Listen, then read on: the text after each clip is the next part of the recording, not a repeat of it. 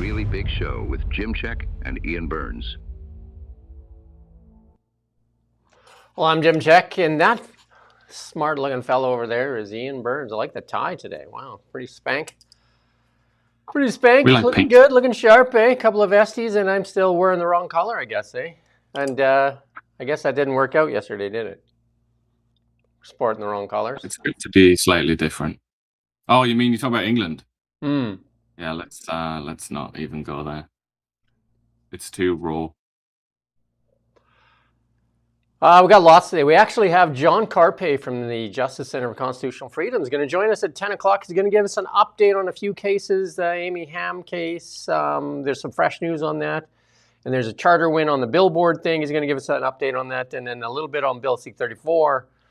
And then there's also that they're taking on the Joffre Lakes park closure. So John Carpay will join us at 10 a.m. We're always trying to bring you the best we can. And John Carpay fighting for your constitutional rights here in Canada.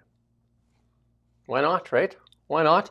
Our theme today, like literally, and it's a banger, this show, as they would say in England. It's a banger. Bangers and mash, maybe. I don't know. Bangers. We're going to talk about disguise activism captures useful idiots. And I think a lot of people have been captured by this because they sell a story and then they rely on useful idiots.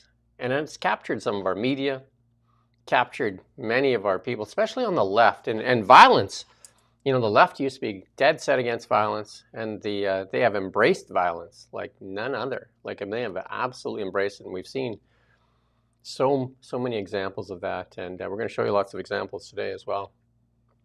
We want to kick it off, though, like we always share feedback, good or bad. And I guess somebody on the comments yesterday didn't get their the response they wanted, so they decided to write Ian a letter, and Ian responded. I don't know if you want to take it from there. I didn't expect you to chuck to it up flash there. this on the screen. I don't know who this person is, but they seem to have a lot of anger that they're nursing and directing at us. Think that we're silly people, we're nasty anti-Canadians.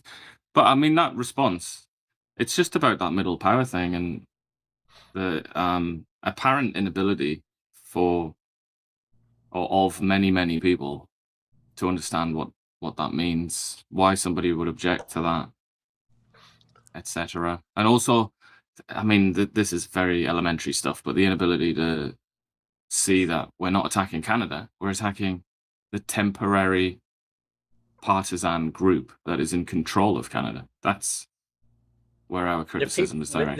They can't Not differentiate it. The reason we do what we do is because we want to protect Canada. We want Canada to be better.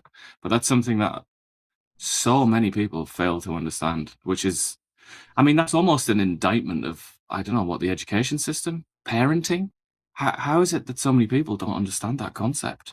It's almost like they don't understand the idea of party politics and democracy. It's actually rather distressing to see it. Well, it's been put out there that the Liberal Party and the media that covers for them, that is basically the Liberal Party is Canada, and any challenge of that party is a challenge against Canada, and that's absolutely ridiculous. Look at where we're at. Look at where we're at. These people that do that. Look at where we're at.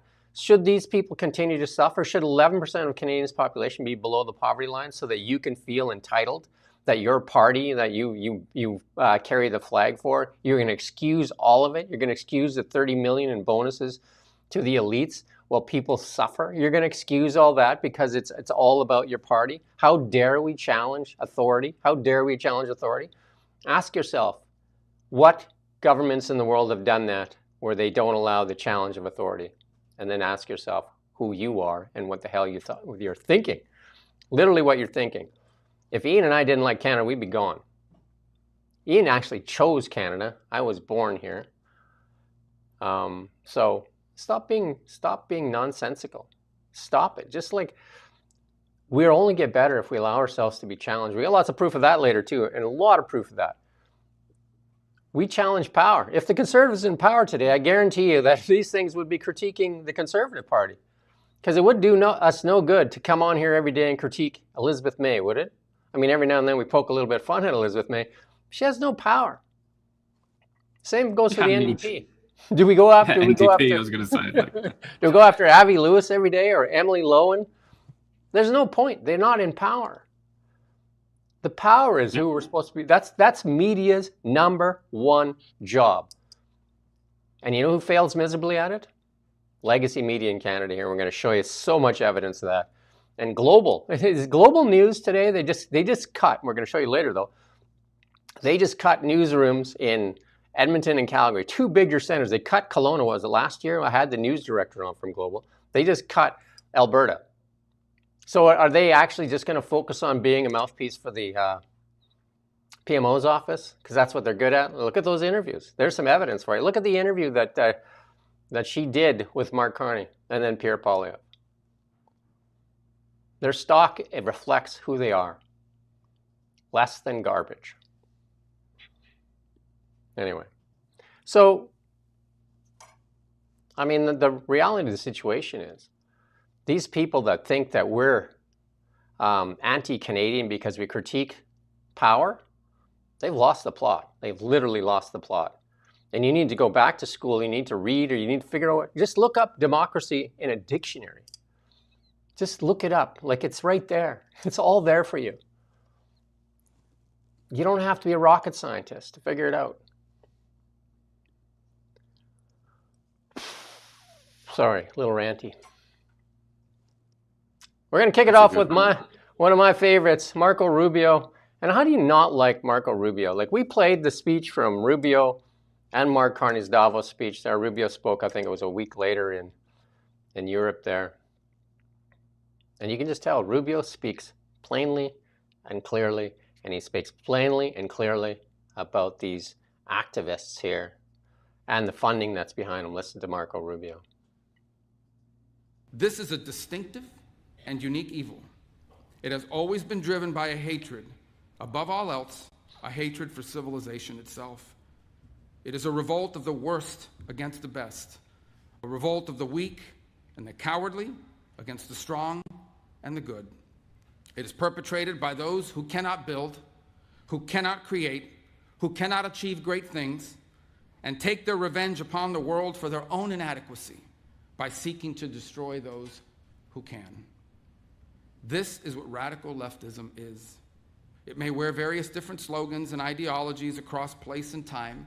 They can call themselves anti-capitalist or anti-imperialist or communist or anarchist or Marxist, but the fundamental character is always the same.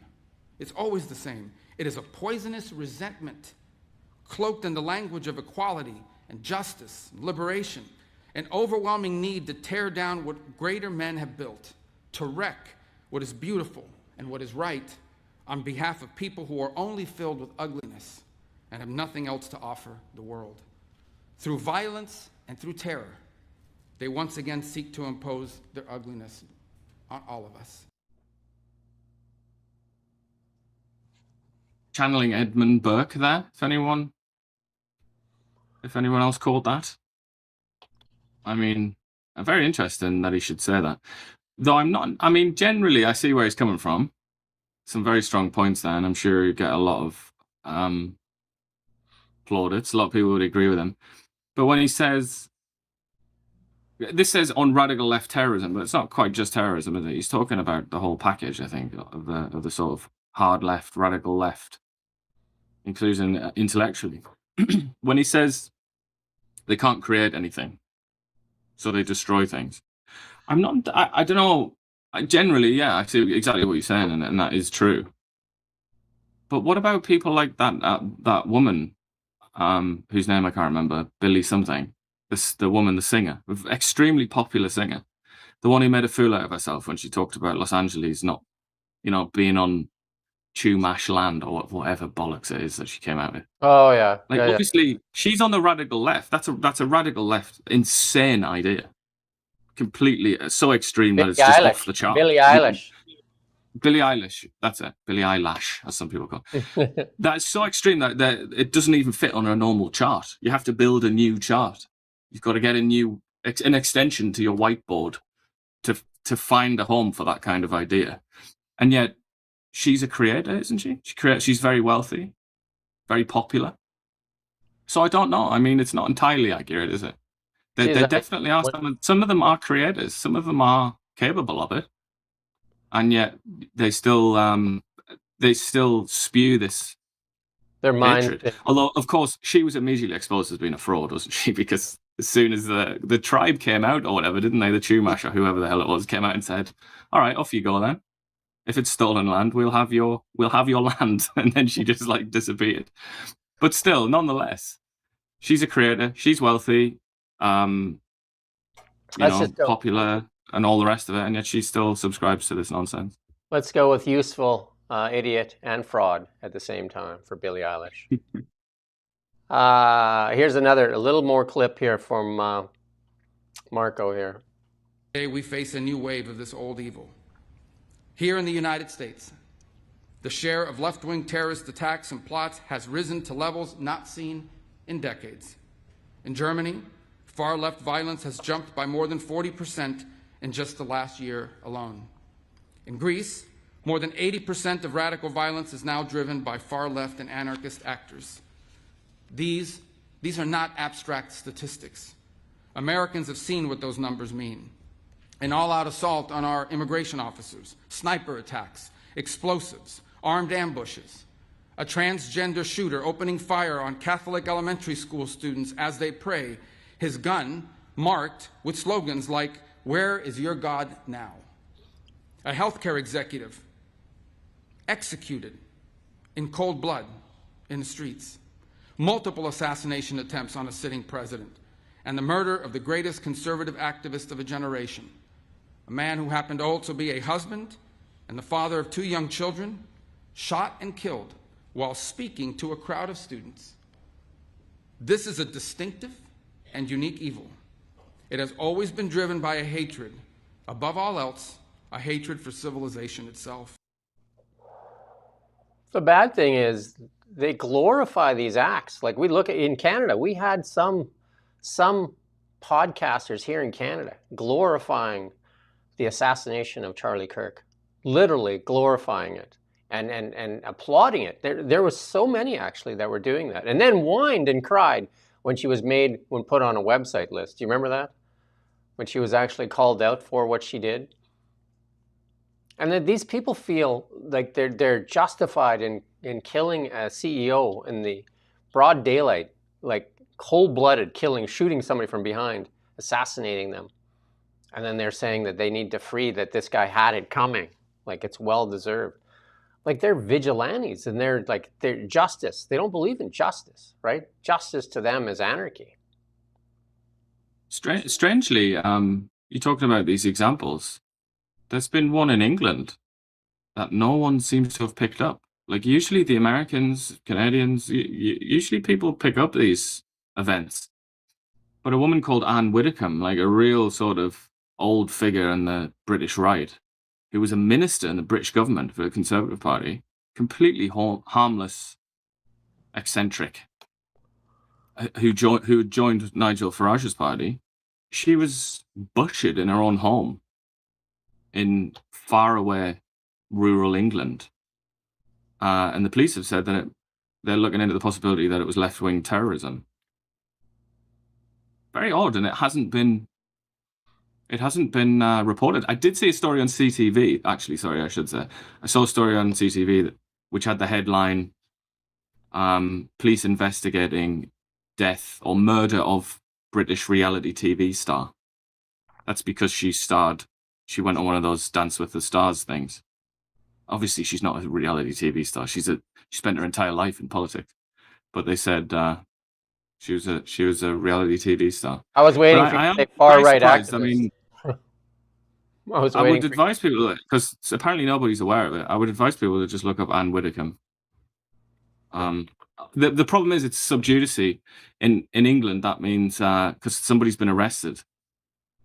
So the legal process has begun. So you'll see the British press aren't saying anything about it because you can get done for contempt of court. You can literally be imprisoned. I worked with one of my old editors literally got arrested in the newsroom for breaching the contempt of court rules. So there's not as much speculation going on about it, but nonetheless, have a look at that. Just have a look at a photograph of her. I'll put her name in the chat, so if anybody doesn't know how to spell it, so just have a look at her. Like a harmless old woman. She just happened to be on the political right, and she's been killed in such a horrible way. Well, that's what I mean. Language matters, and in Canada, the language that's being used in the left media in the United States, the language, like by like the whatever that show is, the Witches of Eastwick on the View there, they use language like like Trump, like he's a threat to democracy, all these things, and then Nancy Pelosi, like they use threats and emboldens people. It basically deputizes them to take it into their own hands. They believe they're going after Hitler, and I think you've talked about that lots before. And that's what Elon Musk said. First, they label you as Hitler, and that justifies them to go get you. He said that's the motive, right? First, they label you, and then it motivates some like depraved minds, useful idiots, to go and do the dirty work. And it should be no surprise to anybody. I mean, particularly, I think, sort of slightly young people who went to schools across the West, and they were, from a very young age, they were taught basically nothing but the Austrian architectural painter and his political career, and fascism and the right wing and everything. That's basically the only thing that they were taught. To the neglect, in the process, neglecting entirely the profound evil of what Marco Rubio's talking about here: Leninism, Stalinism, Maoism. That what happened in what happened almost everywhere this has ever been tried, even Cuba, which used to be one of the favorite examples. Everywhere you look, these disgusting, murderous people who aren't just bad eggs. They do it because the ideology is sick. But that's been left out. So, for example, when I went to school, and this is all the way up to through to university's undergraduate degree, even though my undergraduate degree wasn't on this subject, it was all fascism, basically. Like that, there was no getting away from it. So if you come out of that system and you don't have a kind of visceral resistance and hatred and sense of vigilance about the right wing, then I guess you've not been paying attention. So when Elon Musk, for example, puts his heart out to people, right away you can defame him as being somehow on the far right, or looking like Goebbels or whoever the hell it is. That is then almost a license to commit violence against them. Undoubtedly, of course it is. If you've been paying attention at school, at any level at school, or you've been paying attention when you watch movies or the History Channel or anything like that, you see that and you say, oh, right, so he's like Mussolini or one of the bad dudes from the 20th century? Well, I mean, what should we do? I mean, presumably he has to die then, because everybody with a time machine would kill Hitler, wouldn't they? And the media in Canada, the mainstream media, the legacy media, guilty for all of this stuff, for TDS stuff, everything. The far right, look at their headlines they use. Far right, like I was surprised that the CTV headline wasn't far right person killed. Far right extremists. Like they use those terms all the time. They don't do that when they talk about Mark Carney and Stephen Guilbeault. They don't go far right green extremist. Do they? I don't see that. They label, because labeling attaches hate. That's why people will come on here sometimes and call us Maple MAGA. Because first you build the hatred towards something, MAGA. You build the hatred up on the media. You keep pounding it. And now you come along and you stick that label on the people you don't like. You go and they do it with Pierre Poilievre, right?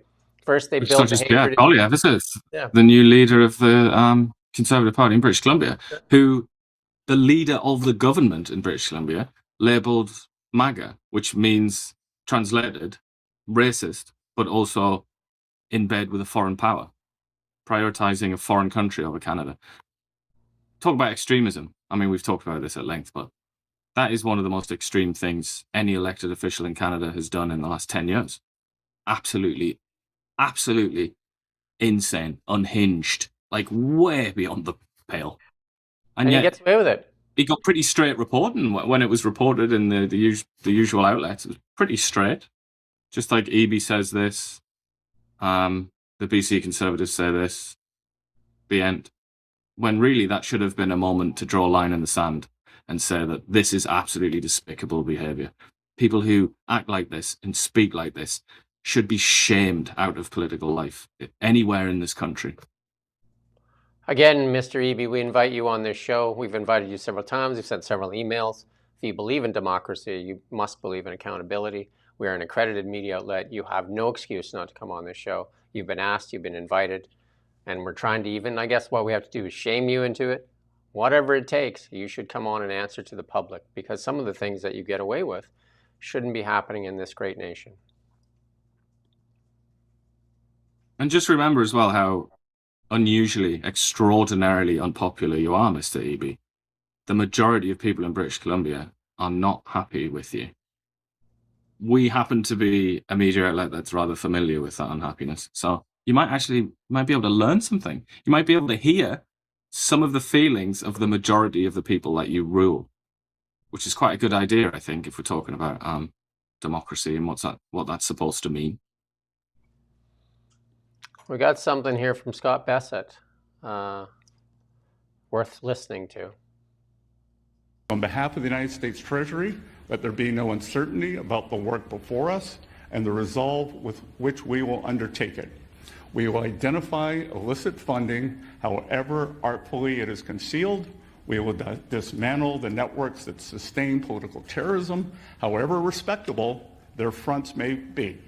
We will pursue those who enable political violence, however distant their jurisdictions, and we will deepen our collaboration with every nation represented in this room for as long as this work requires.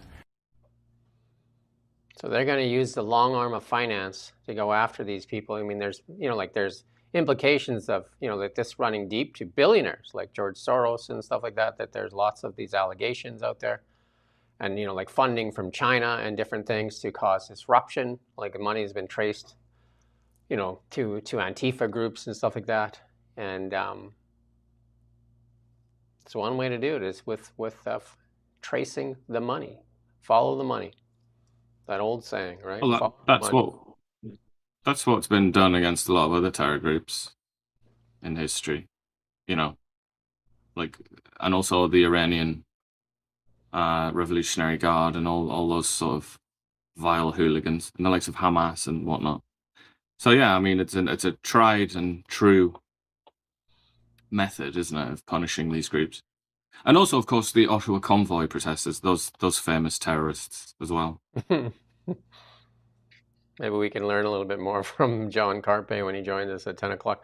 Rubio had another thing, and I'm not going to play the speech again, but he was basically talking about 2 weeks ago, a 72-year-old woman burned over 80% of her body in her own home in Greece, and she died.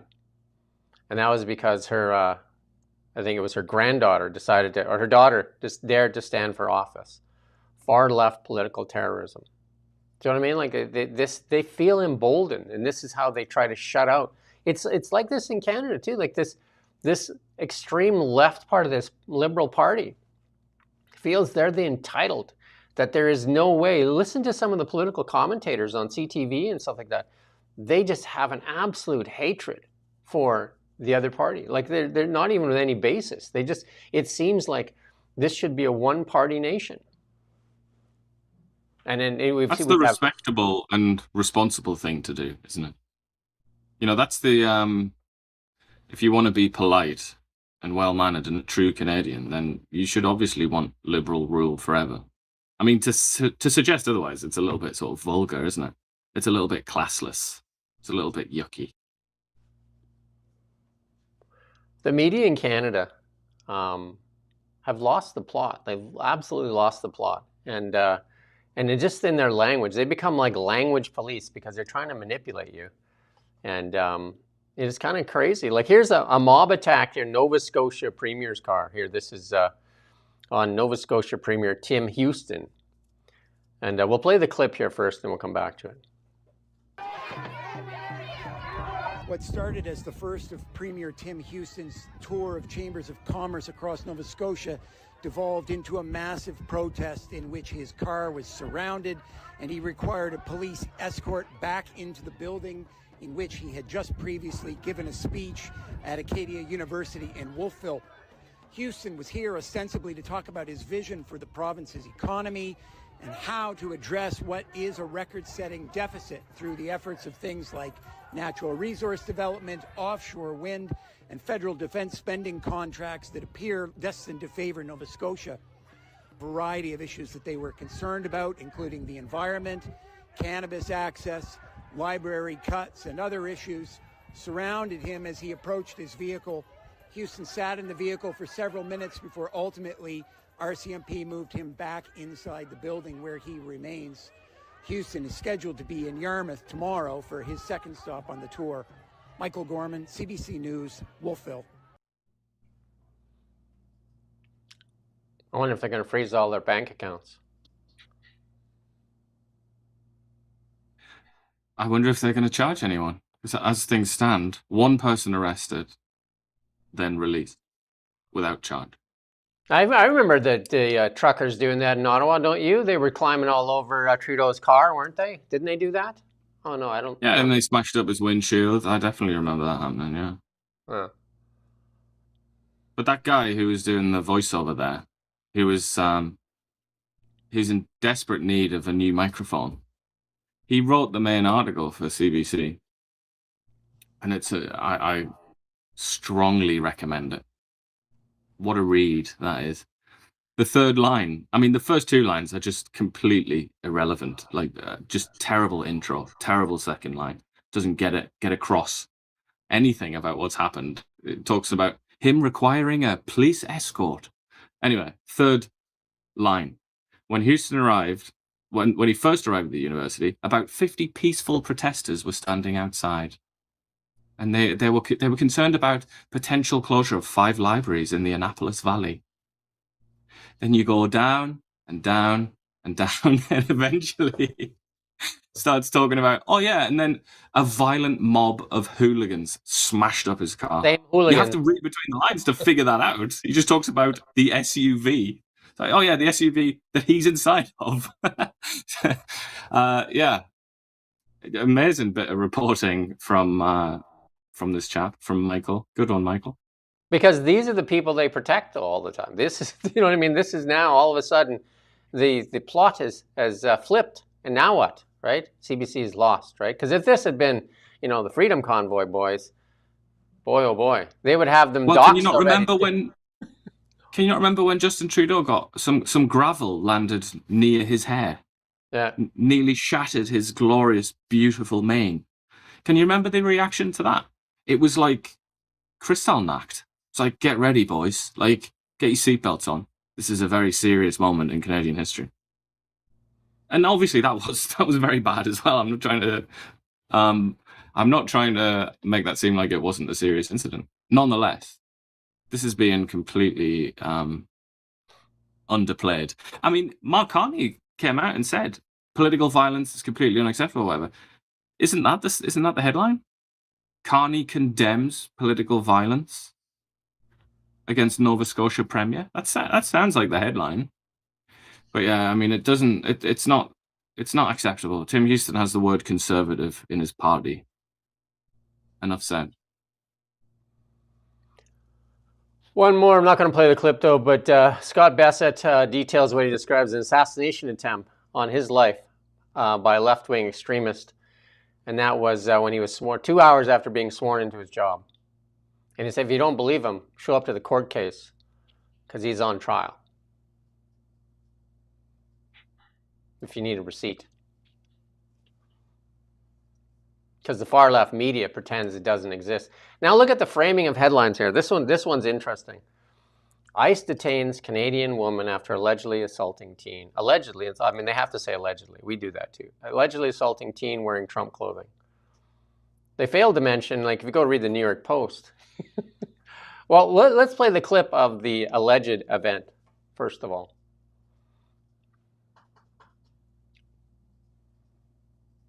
We got the clip? We don't need the audio. So that's a 33-year-old woman Let's play it again. 33-year-old woman deciding that 16-year-old from the back of her head needs a couple of slaps. Why does she need a couple of slaps? There you go. That's good enough. We've seen enough. So she needed a And I couple mean, just look at this photograph.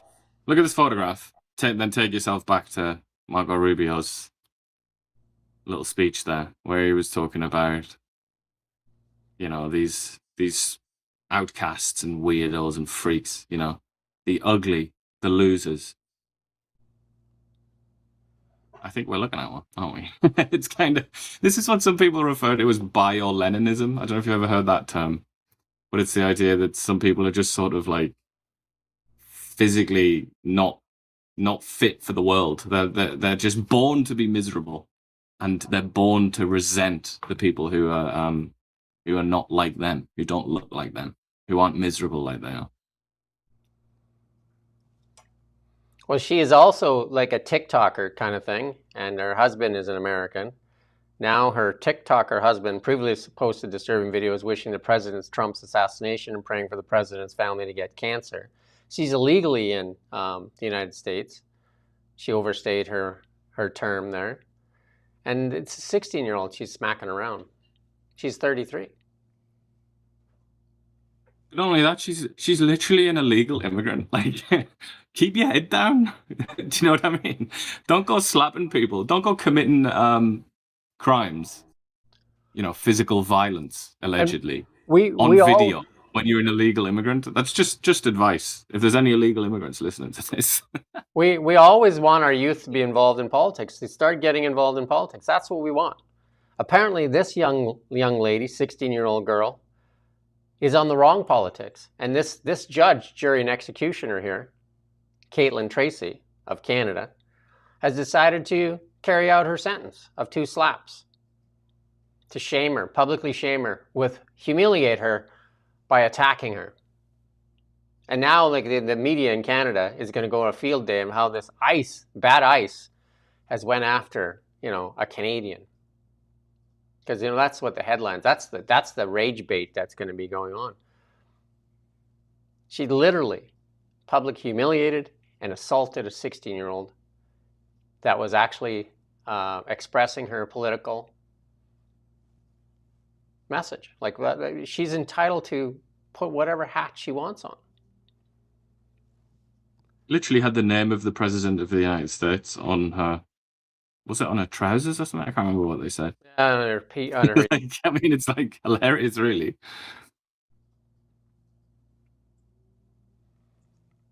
And they filmed the badges. Look at the many badges and the studs, just in case you need some studs. But always with the badges. I guess that's like are those like medals? Yeah, you can put that other image back up there just to give us you know, some more clarity. No, the other one there too, the New York Post article there. Pink hair as well. I mean, there's so many sort of warning signs there. Clearly she's an unhappy individual, but nonetheless. Don't be an illegal immigrant and don't slap kids, allegedly. Don't allegedly do those things.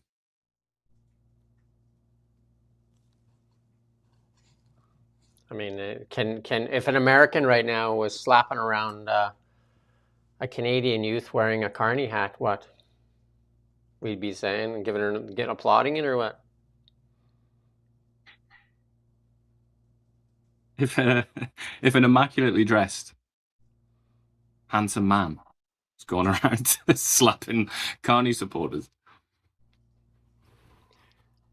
And again, just watch how the mainstream media portrays this in Canada. Just watch what they do with this story, because it'll be interesting. You can go to the New York Post and read some of the facts, though. You can do that.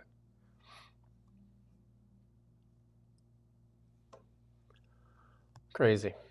The U.S. designates 2 Mexican cartels as foreign terrorist organizations. Are they operating in Canada? I'm sure Sam Cooper's on this already.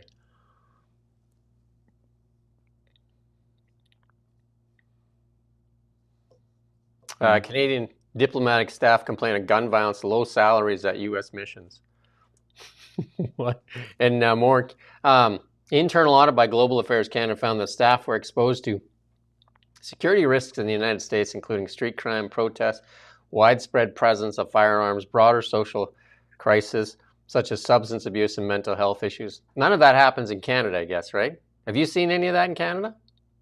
I haven't seen that. Have you? I haven't seen protests, violent protests. I haven't seen that. And listen to I this. haven't seen that in Canada forever.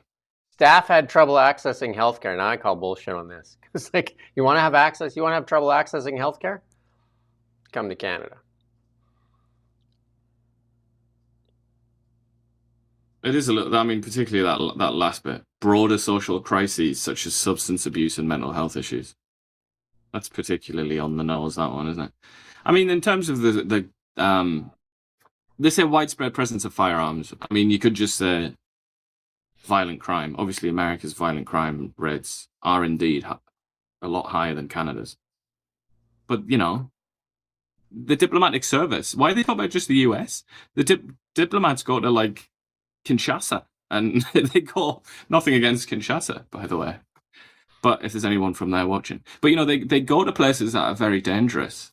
Why are you complaining about Washington, D.C.? You know? The one thing probably that they are justified in complaining about is the salaries, because the salaries are completely out of sync with the cost of living. There's a lot of detail in the memo or the audit about that, how they don't pay them enough to pay the rent in American cities and things like that. And they sometimes hire locals, don't they? I mean, I think that's common across a lot of diplomatic services. They hire locals to do certain jobs. And they try and hire Americans with, like, Canadian salaries. The Americans are just like, no, thank you. I wouldn't. Impossible to live on that. Yeah, pay them in Canadian funds too. They do the same, by the way. I remember looking at jobs. The British government does the same thing, notorious for it.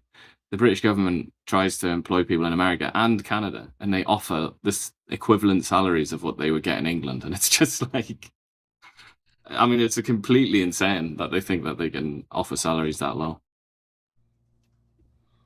I was going to put this story in about healthcare in Canada. There was a story up about a bunch of people that did an article and saying that people literally dying on waiting lists in Canada. So I find this kind of like hilarious that they're saying the United States, which is for the most part, you can get healthcare almost immediately. And in Canada, you can, I mean, literally have a friend right now in Tijuana today, because she couldn't, I mean, she was like put on a wait list. They said maybe a year, maybe longer. I don't know. They don't know. And she's in pain. So she went to Tijuana. Mad. Completely mad. I'd also say, you mentioned in Tijuana, the previous story that we looked at as well, about the cartels.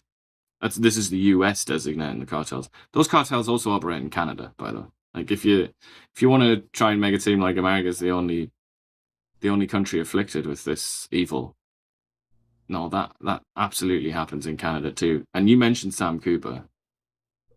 He's done a lot of investigations into the nexus between the Chinese triads and even the Communist Party, he alleges. But Chinese gangs, like the Big Circle Boys, how they work as money launderers with these cartels.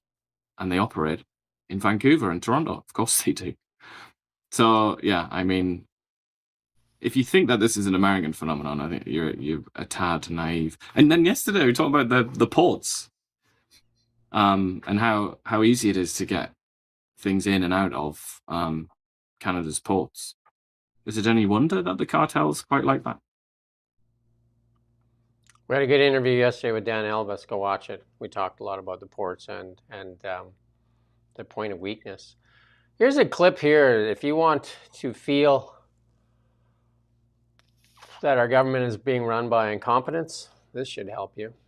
One last question. Over the 11,000 people in your department, how many are in a team investigating these cases? Can you give me a number? We'll have to get back to you with that. 23,000 people, according to the Auditor General, said that they were here past their visa. Maybe Mr. Anandasangri, you can answer this. It's about the CBSA. I'd like to say something.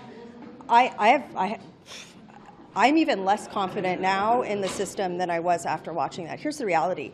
The minister has had this report for some time. That's how Auditor General's reports go. The fact that she's coming out here and cannot come up with a few key, clear deliverables to change the system and ensure that all of these cases are being reviewed is crazy to me. But also, like, some of the things she said were just wrong. Like, for example, she said that some of these permits were extended, but they got PR. That's not the same thing. So we have the first issue with the IRGC. That's good. That was funny, wasn't it? We should see more of that, where an opposition MP just like walked over and takes the microphone. Gary, That was good. Gary just like, there's I thought I saw Gary he was taken out of his pocket. He was actually sneaking some cabbage while he was standing there. Gary's like, he's like the responsible one in that group, isn't he? He's her minder. He's Lena Diab's minder. He's supposed to look after her. I mean, the level of incompetence between the two of them there is, and Mark Carney puts up with it. There must be a reason he puts up with it. Maybe he likes it. Maybe he doesn't care. Because Canadians are suffering for it. One of the main criticisms of Donald Trump that you hear from his opponents is that he surrounds himself, and I don't think it's hard to bear this out when you look at people like Scott Bessent, who we've already featured, but they say that he surrounds himself with really mediocre and stupid people to guarantee that he is the one that's most intelligent, has the sharpest mind in any given room. That's a criticism that's been made of Trump going back to 2016. That Maybe criticism could 2016. absolutely be made of Mark Carney, could it not? But I'm just saying, in 2016 you could make that criticism, but now compare Biden's entourage compared to Trump's entourage. Like, look at the room. They literally had a guy there that was stealing luggage, stealing people's underwear, women's underwear at airports, and then they fired him. Do you know what I mean? Like, it was like a clown show, like a literal clown show. And I don't know who. Well, his number two was Kamala Harris. Yeah. Kamala Harris would be pretty far down the pecking order, intellectual pecking order. Where would she, in the liberal government, never mind in America. Where would she fit, Kamala Harris, in Trump's table right now? Where would she fit? Like, she would be the low chicken. Like, she. Oh my God. We got one more here from the new shadow minister for Pierre Poilievre here. It's an honor to be here in Saskatchewan, and thanks for the warm hospitality. And Larry and I have been traveling right across this country, coast to coast, meeting with victims, meeting with law enforcement, meeting with stakeholders from right across our country. And we're hearing the exact same thing everywhere we go. Yesterday we had meetings here in Regina, and people are actually scared. They're scared to go outside to the parks. They're scared to, put their kids in different places. There's this worry and this sense of anxiety that crime is now dominating the conversations. And for us, despite what the Liberals are saying, despite Sean Fraser and Mark Carney going around trying to get a victory lap on their illusions on crime, they're the ones that have caused the problems. It is their 11 years of failed Liberal policies like C-75, C-5, the soft on crime, catch and release laws that have caused. I mean, in Canada, the crime is paramount for many people. It is like literally a young lady walking on the beach, around 30 years old, walking to the Kitsilano beach there, getting clubbed from behind. And the guy got caught and was out of jail in 48 hours. 48 hours. He was released in 48 hours. Knocked her unconscious. We had a good... Temporary foreign worker, though, raped or sexually assaulted a girl in Prince George. Judge didn't want to use those words, rape, but he, had sex in many positions or whatever. And then the judge said, well, we don't even put you on the sexual offenders list because it might hurt your immigration status and you can have house arrest.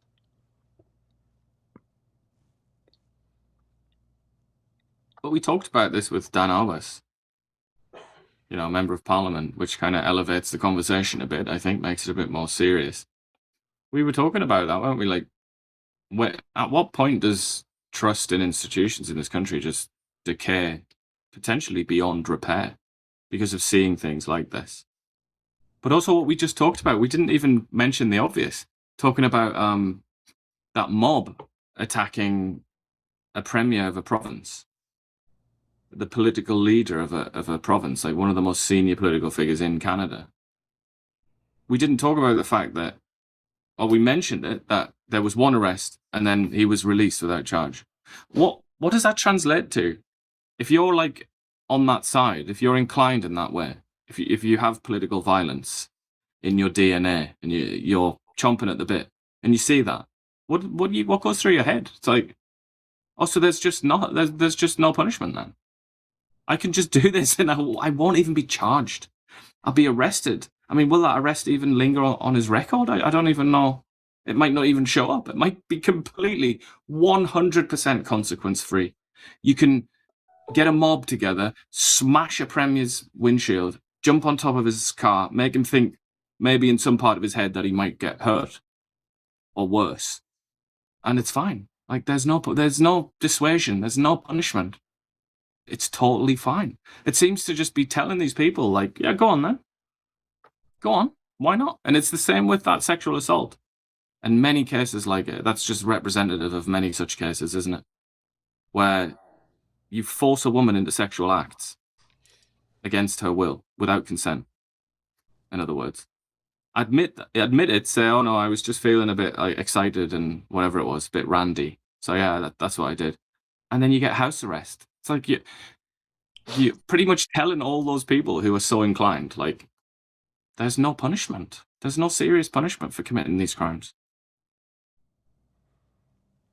Sheridan Forbes raises a point that Ian and I have raised before. He said the Westminster system is the problem. Well, we agree. It's been exploited. Like this government exploited every weakness in the Westminster system. And maybe it's for good. Maybe at the end of the day, this will be for good. Because maybe they'll say, yeah, we do need to adopt what the Americans did. Because it was English people that did it. It was English people that took the Westminster system and created a different system that granted freedom of speech as the First Amendment and the right to bear arms. Do you know what I mean? Like that, they took that system and they created way more checks and balances than our system has. Like, you know, a lot of people think the president is the most powerful person it's the most powerful country, but he's not the most powerful person in the United States. There's so many bodies and checks and balances in the United States compared to Canada. Mark Carney literally right now with Bill C-5 and different things has almost like absolute power. Like he can write a law tomorrow because his cabinet doesn't push back on anything. Like he has absolute power. He has way more power than Donald Trump has over this nation.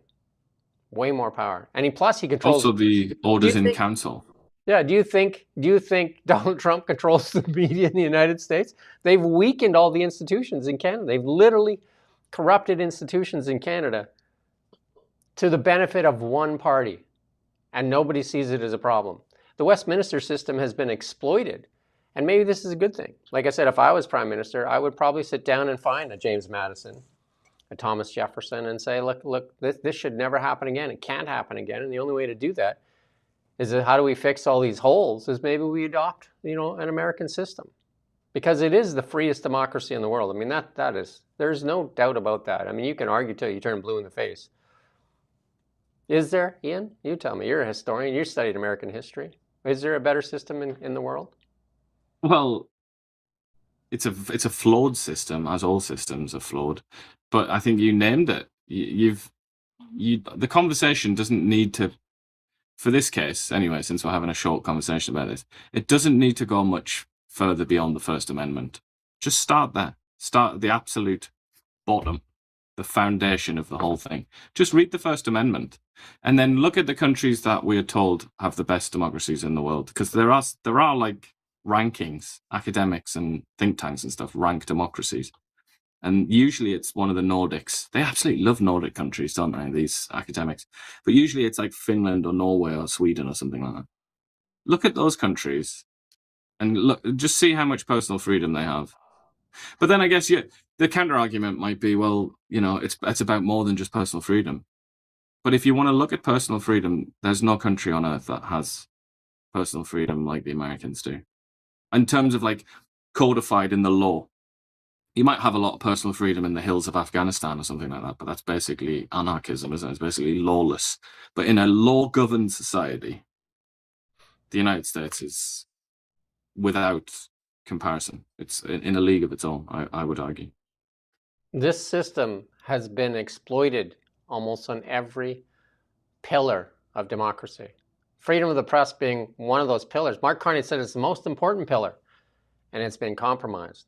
And he uses it, and he uses that tool. He compromised it, and he uses that tool against the people.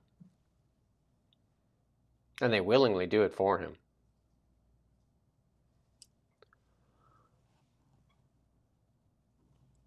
Liberals suspend grandparent visa. This one was crazy, I thought, when they did it. Liberals suspend grandparent visa due to oversubscription.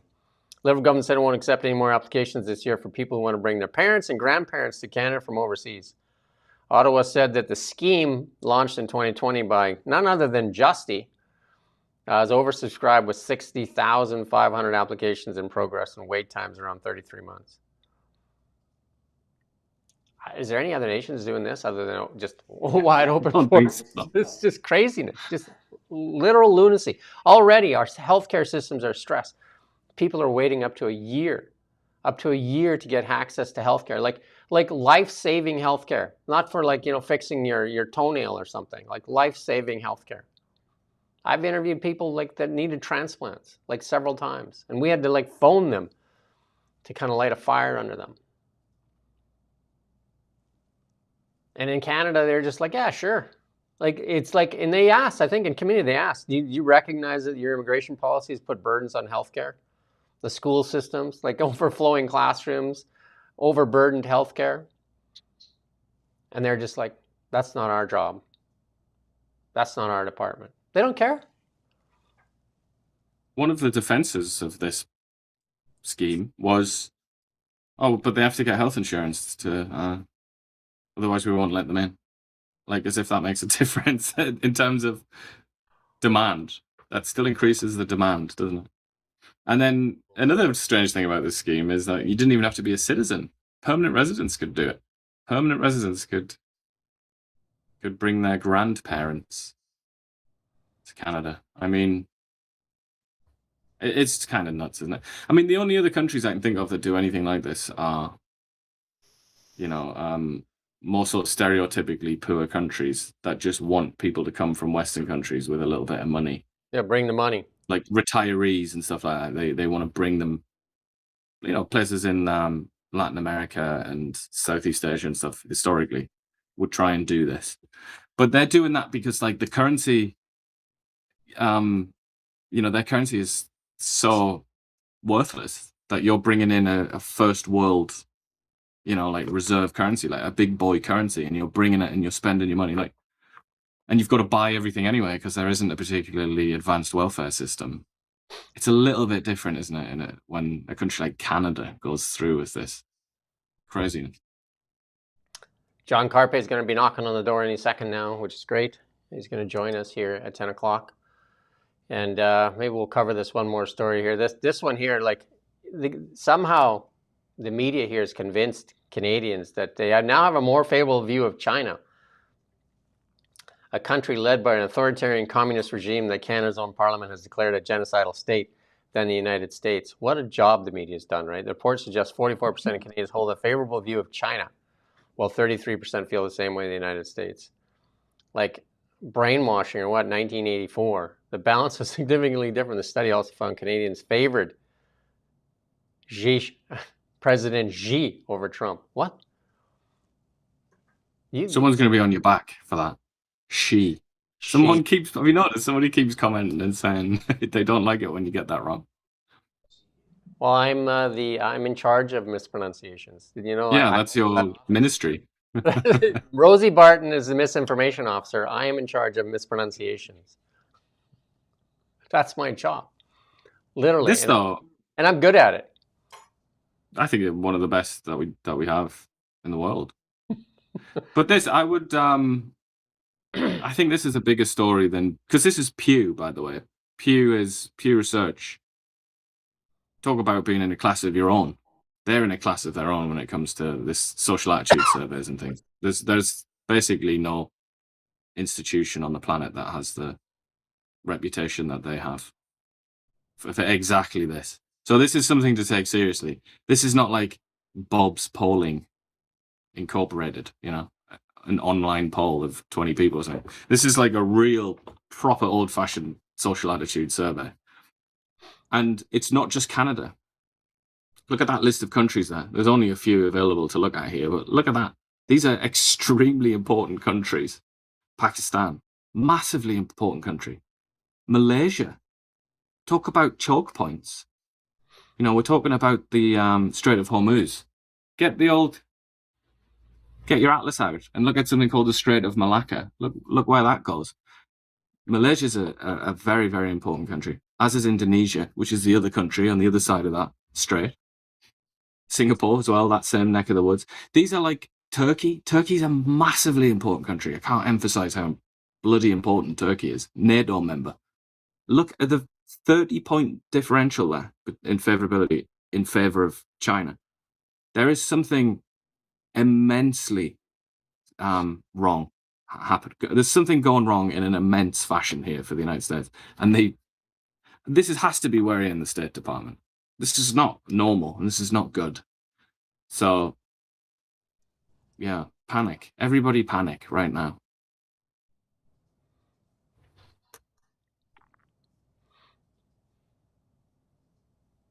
I was just going to see if John was going to hit the bell there. But we can cover the next one here and see where this ends up here.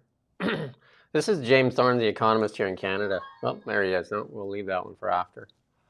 If you could position him in there, that'd be great. If you go to the top of the document there, those are the stories that we're going to kind of see if we can get John to update for us.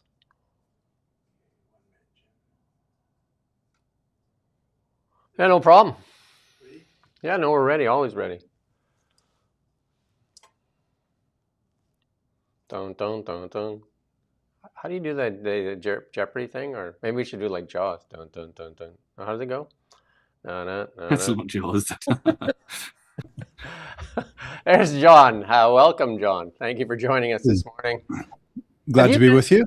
Have you met Ian before? You've done a show with Ian before, haven't you? Yeah, we've done a couple. Yes. There you go. Are we live on the air right now? We are. We're live. Okay. You're live. You're live and in person. And you got about 609 people there waiting to ask you questions. We want to get some updates from you. The Amy Hamm case.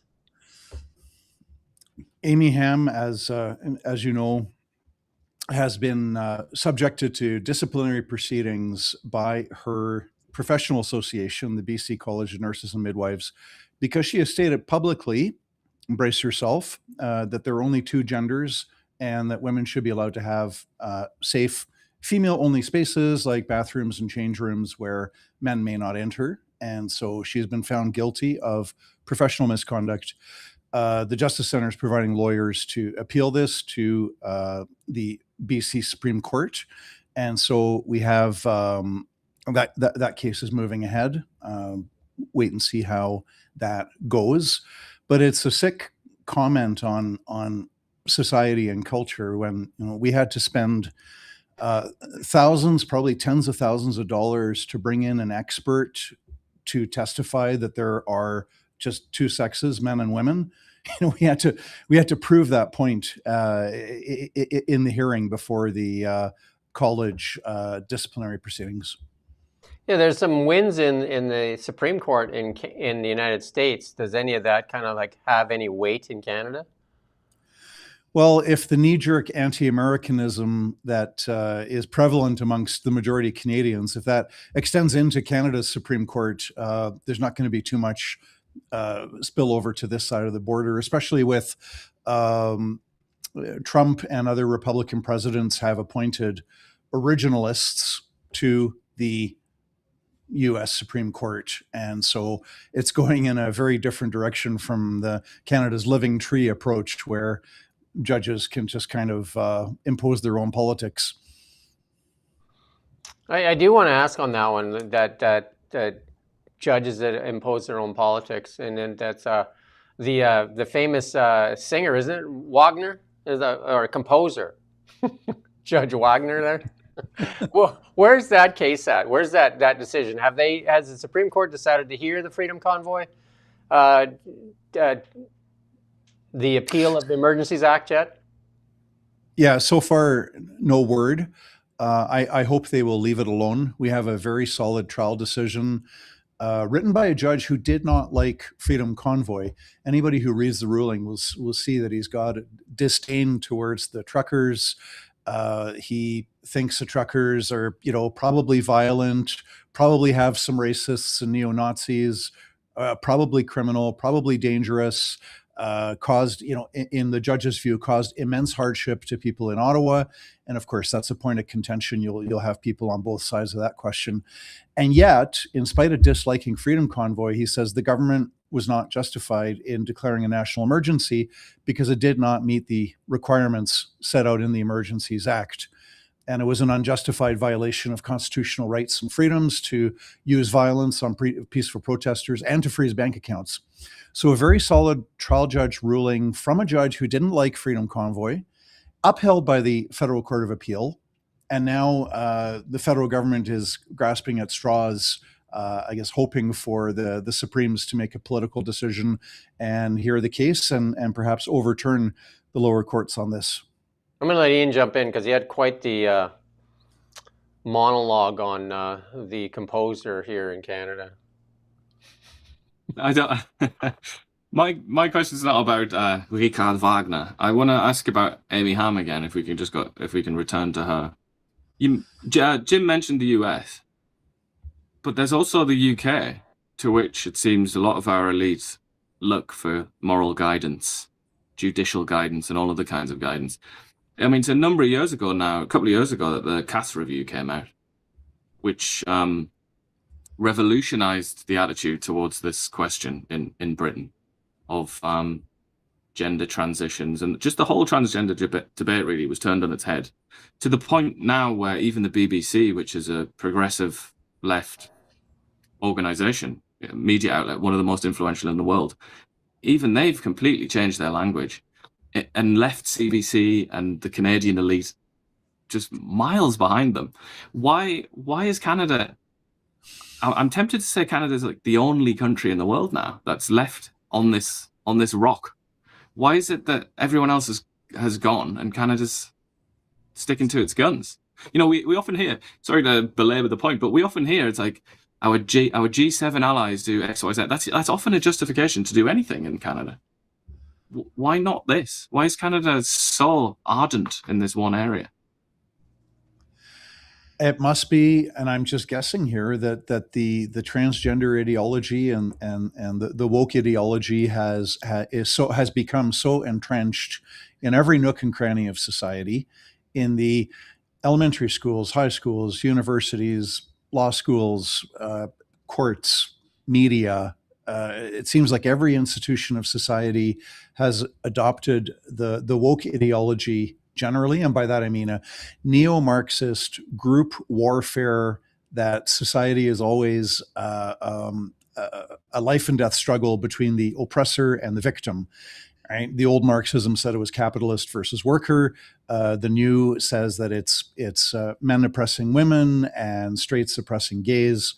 Anyway, you've got this neo-Marxist woke ideology is just so thoroughly infected every institution of our country that even when other countries are waking up and smartening up on transgenderism, which is just one tentacle of the woke ideology, the only explanation I can think of, it is so entrenched here that we make it a hill to die on when Scandinavian countries and the UK and numerous countries in Europe are backing away from transitioning teenagers.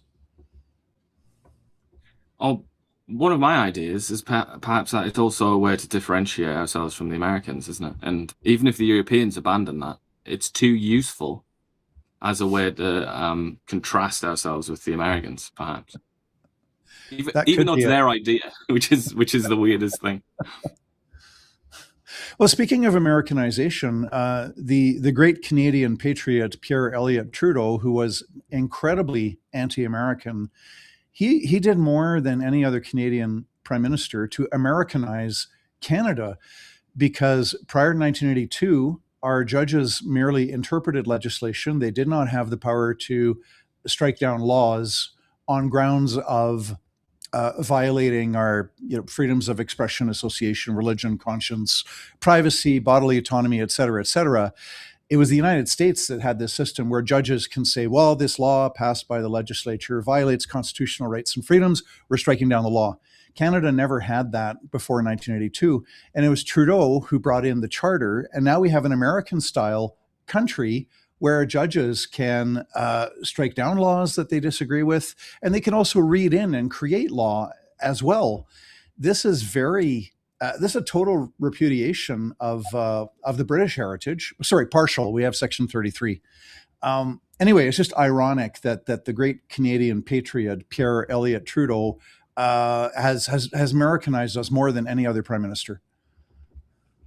Yeah, well, other arguments that he Americanized Canada, like multiculturalism as well, but I don't want to go too far down that avenue. I want to ask you, before I pass you back to Jim, I just want to ask you another question that one of our readers has asked, which is about that case, and I don't have it in front of me, but I'm sure you're aware of it, the case of the man that was found with drugs worth however many millions, but and I believe he was brought to trial as well, but because the border guards strip searched him and violated his dignity, violated his charter rights. Anyway, he's been released. Do you have any comments on that? I don't know that case in particular, but I will say that the nub of criminal law is trying to find the right balance to protect the privacy of everybody, legitimate privacy rights. And we want to see law enforcement succeed in catching criminals, prosecuting, convicting, punishing, jailing, whatever. And there's always a tension between the two. If our starting point is we have a right to privacy, so police cannot read our emails. And we've got terrible bills, C-35, C-8, C-12. Could go down that road later if you like. Terrible bills that violate the privacy rights of all Canadians, give government access to information. And the pretext is we're trying to fight crime.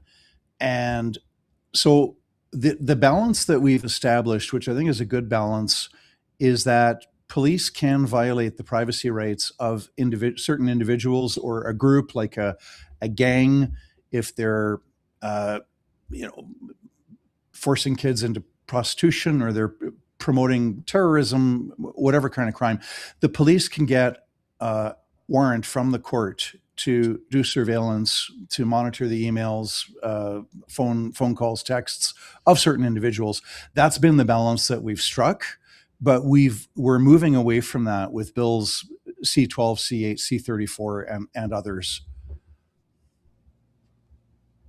While we're on C-34, why don't you guys are launching a national campaign on C-34. Why don't you explain that a little bit to us?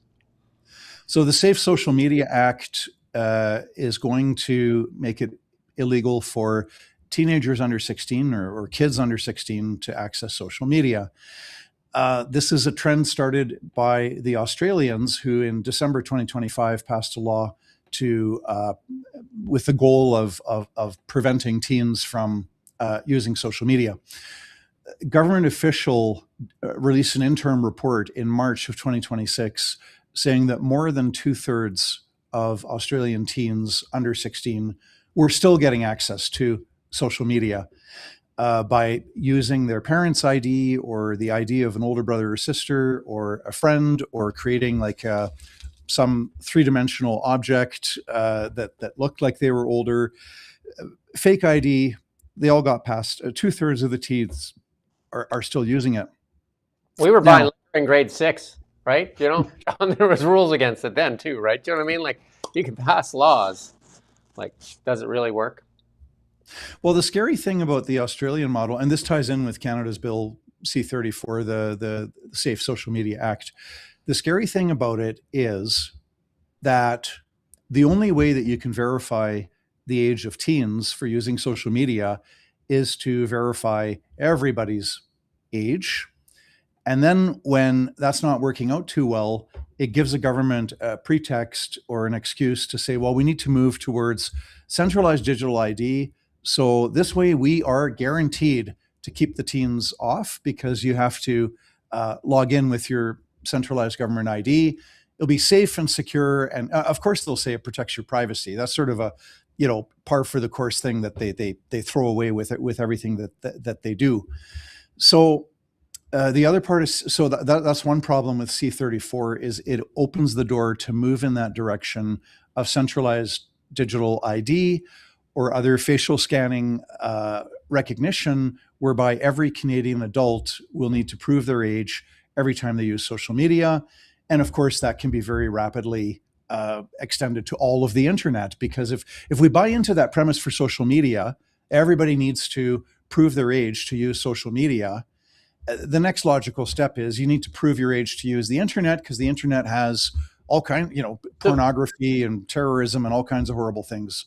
The one thing that I found extremely weird in that whole thing when they were talking about that they're going to block kids from social media, but not AI, which I thought AI is where everybody's going. Do you know what I mean? AI is social media. It will likely become redundant at some point here because AI will take over. Like in Google, I don't know how you use Ian and I rarely use Google anymore. I barely ever use Google. I mean, I just go straight to a chat bot. And I'm not sure what your use is. And AI will supersede social media. So it's weird that they're kind of doing it. Is it more virtue signaling? Because they know it's not going to work either. So other than if you go along with your thing, it's just like a social credit score where you see stuff like that in China where, oh, John said some nasty stuff on about the Carney Liberals, so we're going to deduct 15 points. And then pretty soon John tries to use transit and just no, you're not going anywhere. Yeah. The freedom is seldom lost in one fell swoop, right? It's the death of 1,000 cuts. And so when we give up our privacy, as we have, we get the Online Streaming Act has given the Canadian Radio, Television and Telecommunications Commission, the CRTC, has jurisdiction over the internet, which previously it was just radio and television. We've got Bill C-8, which empowers the federal cabinet to order internet companies and providers to engineer into their software easy access for government. We got Bill C-22, where Signal has announced, I don't know if they'll follow through on this, Signal has said it will leave Canada because they can no longer protect the confidentiality of their consumers and customers through encrypted messages. We've got companies leaving Canada because Bill C-22 and Bill C-8 are going to violate that privacy that people want and desperately need, that you can have a truly private communication that is not subject to government surveillance.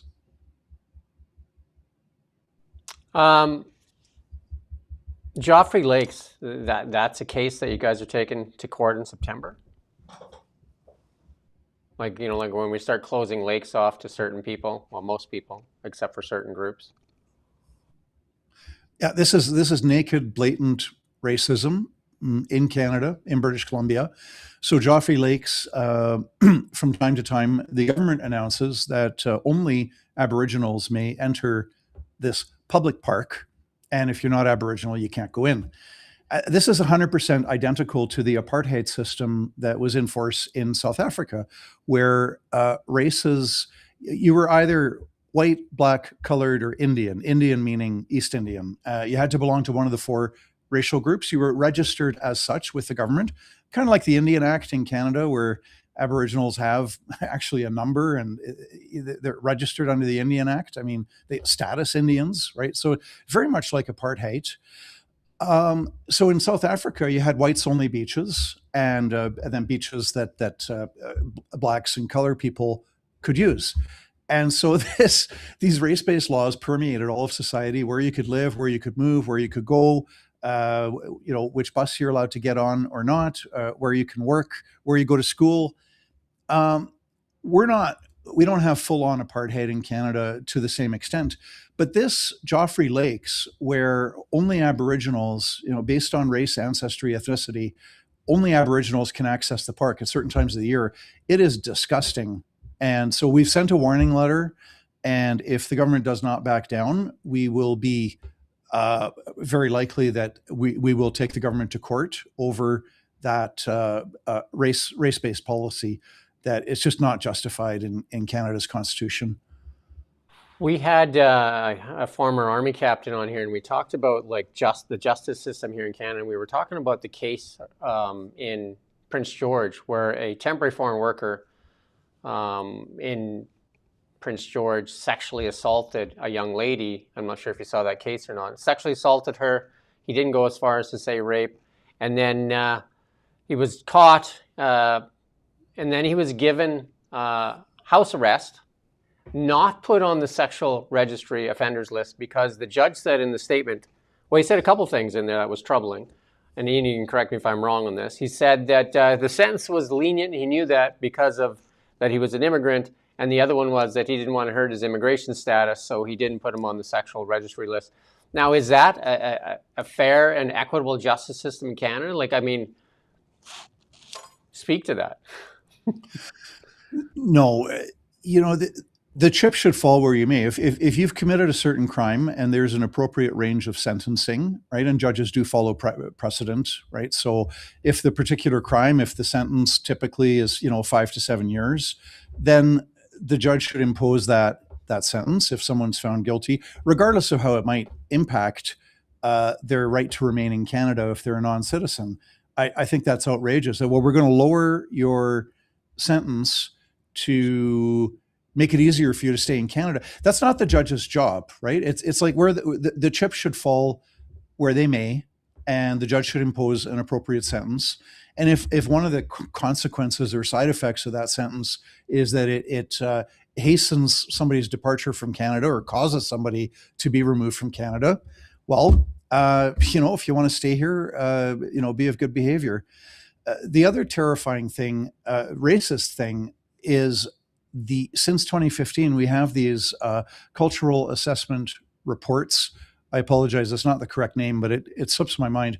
But there are formal reports done. So when Aboriginals are found guilty, when Blacks are found guilty, there is this race and culture report that is created. And we are now getting cases where the judge, this is not speculation, the judge writes into the judgment, this offender would have gotten a harder sentence. But so this case of a Nigerian immigrant came to Canada when he was 8 or 10, sexually assaulted 2 women on campus at university in Nova Scotia, used violence to force them to provide oral sex, and was convicted. And the judge said he's getting a lighter sentence because it was very traumatic for him to move to Canada at the age of 8. And he didn't get, as a Black man, he didn't get culturally appropriate psychological support. And it's just these like naked, blatant racism to give this guy a lighter sentence than what he would otherwise have received. And that is openly admitted by the judge in the judgment itself. So this is happening all over Canada with, if you're Aboriginal or dark-skinned, you're going to get a lighter sentence because of that factor. And that's disgusting. Help me with that, Ian, and because you're very familiar with, you put that on Kelowna Now, the case in Prince George. I think the judge wrote that in the sentencing too, didn't he? That he literally said you're getting a lighter sentence. Yeah. I acknowledge that it was, I can't remember the exact word that he used, but yeah, lighter sentence. But there's another one, it's Gladue, isn't it? The Gladue reviews. I think that's what you're referring to. There's another one that we mentioned in that interview that you're talking about, Jim. And it's a man who, again, Prince George. This comes via a chap called Bob Mackin, who I implore everybody to follow, who does court cases. He covers court cases in Prince George.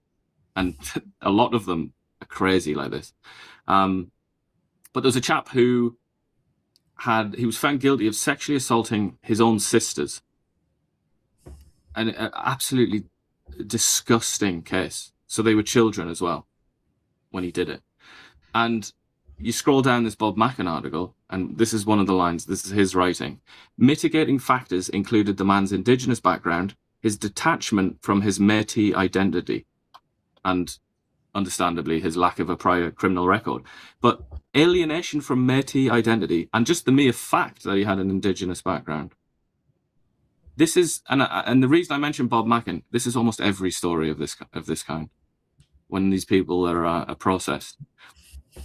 So this is completely, systemic, to use Jim's favorite word of late. This is the system working as it was designed. So I suppose my question is, you're contemplating a challenge here. You're gonna sort of crash against some pretty big laws, some primary legislation here, and the charter, I guess, potentially. Do you have any idea of the scope? Because you're not just talking about Joffre Lakes here, are you? You're talking about the entire legal apparatus that's been in place for decades. Well, the court action, the anticipated or potential court action on the Joffre Lakes thing, that would claim one thing only. I don't think anybody would ever launch a multifaceted court challenge to try to overturn, every aspect of racism and race-based rights being given to Aboriginals, et cetera. So those things get tackled case by case by case. What we're up against is that Section 35 of Canada's Constitution, the Constitution Act 1982, right, added on after the Constitution Act 1867. So Section 35 of the 1982 Constitution says that the Aboriginal and treaty rights as they existed in 1982 are recognized and affirmed. Now, you can go in many directions with that. You could interpret that as saying that some Aboriginal, local Aboriginals have rights to certain property that was certain lands that were promised in treaties.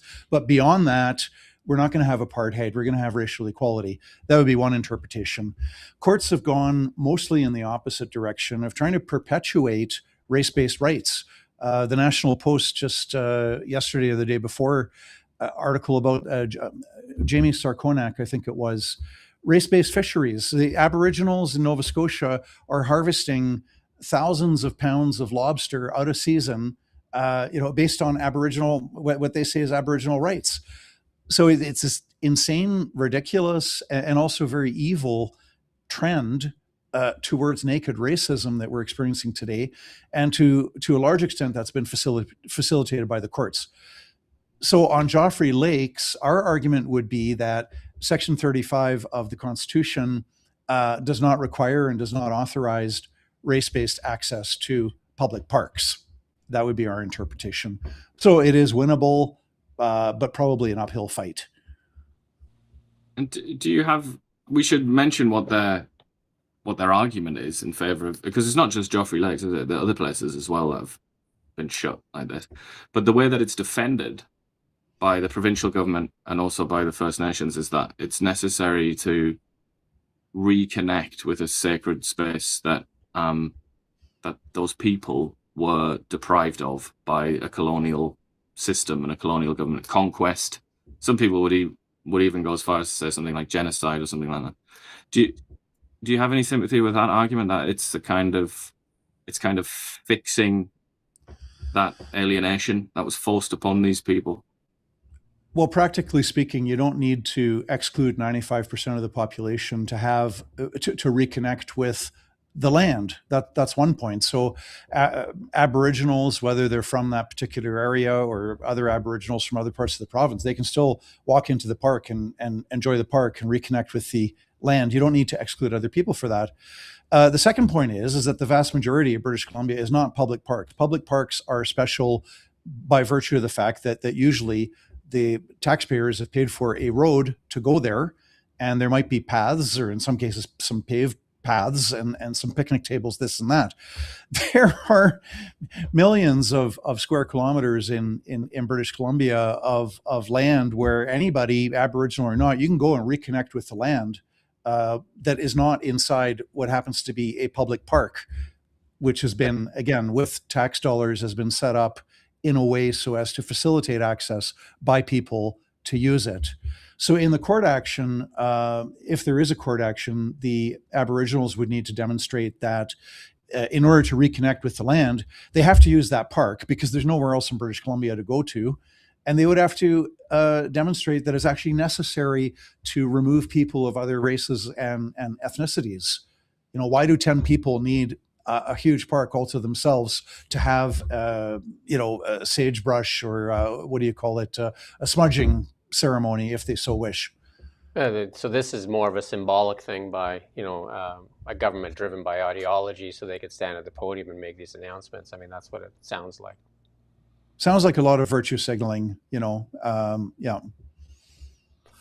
Well, John, unless you got something else to add, we'll get back to our news. Is there something else you wanna throw out there right now? Two more good news victories for free speech. We won a victory for George Caterberg in near Windsor, Ontario. He had a billboard on the side of the highway with photos of Justin Trudeau, Jagmeet Singh, Dr. Fauci in the US, etc., and said something like, "These people lied to us." And the Ontario government, firstly, they ordered him to take it down, and then they actually passed a law or a policy that political signs are not allowed on the sides of highways. And so we fought that in court. We won. We've secured, or I guess reaffirmed the right of citizens to express their opinions by putting up a billboard that can be political. The government can't say that we can only have commercial signs. The other one was Parliament Hill. The Parliamentary Security Service ordered 3 years ago, ordered some pro-life protesters to take their signs away, and on the pretext that they were offensive. And this is on Parliament Hill. This is like the place where everybody should be allowed to express their views. Anyway, we got a court ruling in our favor on that front as well. We do not have a right to not be offended. We've got free speech. Nobody has a right not to be offended. And so that's another court ruling for free speech. That's awesome. We covered off the billboard one. I think it was about a week ago we did that one. I think we were away, or you were away, or something like that. But yeah, that's great. That's great news on the billboard one. Because the next thing, they'll be coming after news outlets like ourselves and saying we can't be critical, right? We should just be. Well, I was going to say, you've reminded me of Melanie Jolie's industry department. I don't know if you read that Blacklock's article, where her department had considered determining themselves whether or not online commentary represented disinformation or misinformation. And I mean, I'm looking at it here, where it says legal actions, and then of course completely blacked out in the FOI, the document. But they contemplated taking legal action against citizens, media outlets, anyone that said something that they considered to be disinformation or misinformation. I would love to know your thoughts on that and the legality of it. Well, the Ministry of Truth, eh? I hope more Canadians will wake up to the fact that the idea of banning misinformation and disinformation sounds very appealing. I think all three of us right now, we dislike misinformation, we dislike disinformation. Everybody does, right? We love truth, we hate falsehood. The problem is giving government the power to determine what is true or false. Once you do that, the free society is toast. You're finished, because now you've got the government declaring what's true and false and locking up people in jail. So this is what we have to avoid. So to protect freedom of expression, we should never give government the power to determine what is true or false. We have to leave that up to the citizens to think about and debate, research, explore, investigate, challenge each other. But this is very scary thinking when you've got a federal government department that's contemplating suing people over what the government deems to be misinformation. Very scary. I mean, particularly worrying given the deployment of that term in recent years. And I'm thinking about people that raised very sincere, good faith questions about, for example, the Kamloops Indian Residential School, claims that were made about that site. And I mean it, like really harmless people, very, very good faith, serious intellectuals who said, I'm not entirely sure about this. And that was described as disinformation, misinformation, denialism as well, which is another one of those terms. It's undeniable that those terms have been politicized to the point where they're almost meaningless. Like when you said, we believe that those are bad things, disinformation and so on. Yeah, in their pure sense, in the ad tech, defined. Yeah, but they're not. That's not what they mean anymore. It's a proxy for partisan conflict, I think, now, isn't it? Which makes it all the more worrisome. Well, the Senate narrowly defeated an amendment to Bill C-9 that would have criminalized residential school denialism, and that would potentially lock up people, and there are many people who question the truth of this claim that there's 215 children buried. And by the way, as you know, the Kamloops, the local Kamloops Aboriginals were given $12 million tax dollars to conduct an excavation, because the only way you can get to the truth is by excavating, because the ground penetrating radar, it'll beep when there's a rock or a metal pipe or irrigation pipe, sewage pipe, whatever, right? So the only way to find out if there's any people buried there is to conduct an excavation. The local Aboriginals got $12 million tax dollars to conduct an excavation of the land. Here we are almost 5 years later, more than 5 years later, no excavation conducted. So I feel quite confident saying that it's a hoax, because if there's any love for truth on the part of that local Aboriginal council, if they loved truth, and we're coming up to Truth and Reconciliation Day in September, they would use the $12 million that they received. It's not taking any money out of their budget. It was additional funds. They would use the $12 million to conduct an excavation, and they're not doing that. What does that tell you? Well, we actually have this later in the story load here. The chiefs of the Assemblies of First Nations yesterday condemned the Senate for quashing a proposal to criminalize Indian residential school denialism under threat of jailing for 2 years, and said it's a shame. And that's the Thompson, Manitoba chief said at the annual general meeting in Ottawa there. That was yesterday. And that vote was 41-32 to kill a denialism. And I interviewed Aaron Pete recently. He's a chief as well. And he said, I'll be the first to go to jail. And, there was some pushback out there in the general public on this threat of jail. And his mother actually was in a residential school as well. This goes on to say that Kamloops Chief Roseanne Casimir on March 25th said that the truth cannot be, said the Senate Indigenous People Committee acknowledged no attempt was made to recover any remains. The truth cannot be confirmed. And but the truth cannot be confirmed because they're deliberately refusing to excavate. This isn't some accident. This is not like a situation where you've got some crucial historical documents that will shed light on something, but unfortunately the library burned down and these documents no longer exist. Like there's an example of helplessness where you can say, well, we can't know the truth because the only documents that, have been destroyed. This is a willful, deliberate refusal to find the truth by refusing to conduct an excavation, which would show whether there's bodies buried. And by the way, if there are some skeletons there, you'd have to cross another hurdle to try to prove that they were murdered, as opposed to being well looked after, but dying of tuberculosis or something, right? So even if you found a bunch of bones in the ground, that wouldn't prove much of anything. You'd have to, to take it to the next level to try to prove that there was some genocide or murder or deliberate harm. Yeah, because Senator... We should say, I think... Sorry to interrupt. We should just mention that I believe their rationale, their justification for not digging is cultural sensitivity and, it's too raw and that kind of thing. I believe that is... So I should probably confirm that. But I believe that's the reason given. The local chief, in the Blacklocks story, the local chief, Roseanne Casimir, said that the truth takes time. It's been 75 years since World War II. It's taken a long time to get the word out about the Holocaust. So truth takes time, which is ridiculous. This is, again, it's a deliberate refusal to find the truth, because the only thing I can think of is they don't want to excavate because they're scared that if they excavate, there's going to be no bones there.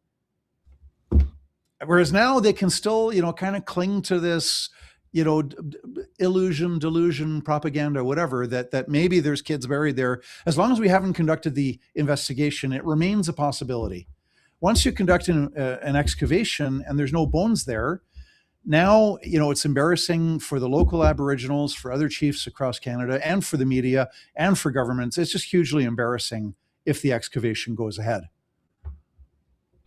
Well, we'll leave it there, John. As usual, thank you for the update. And it's great to have you jump into the show, which is great. This is a good way to do it. You catch us early, you catch us both together, so that's awesome. And we'll chat with you again. These updates are always great and appreciated. There's lots of love for you there in the comments as well. Lots of love for you there. Well, thanks so much for having me on your show. And if you want to go to the Justice Center, the website, jccf.ca.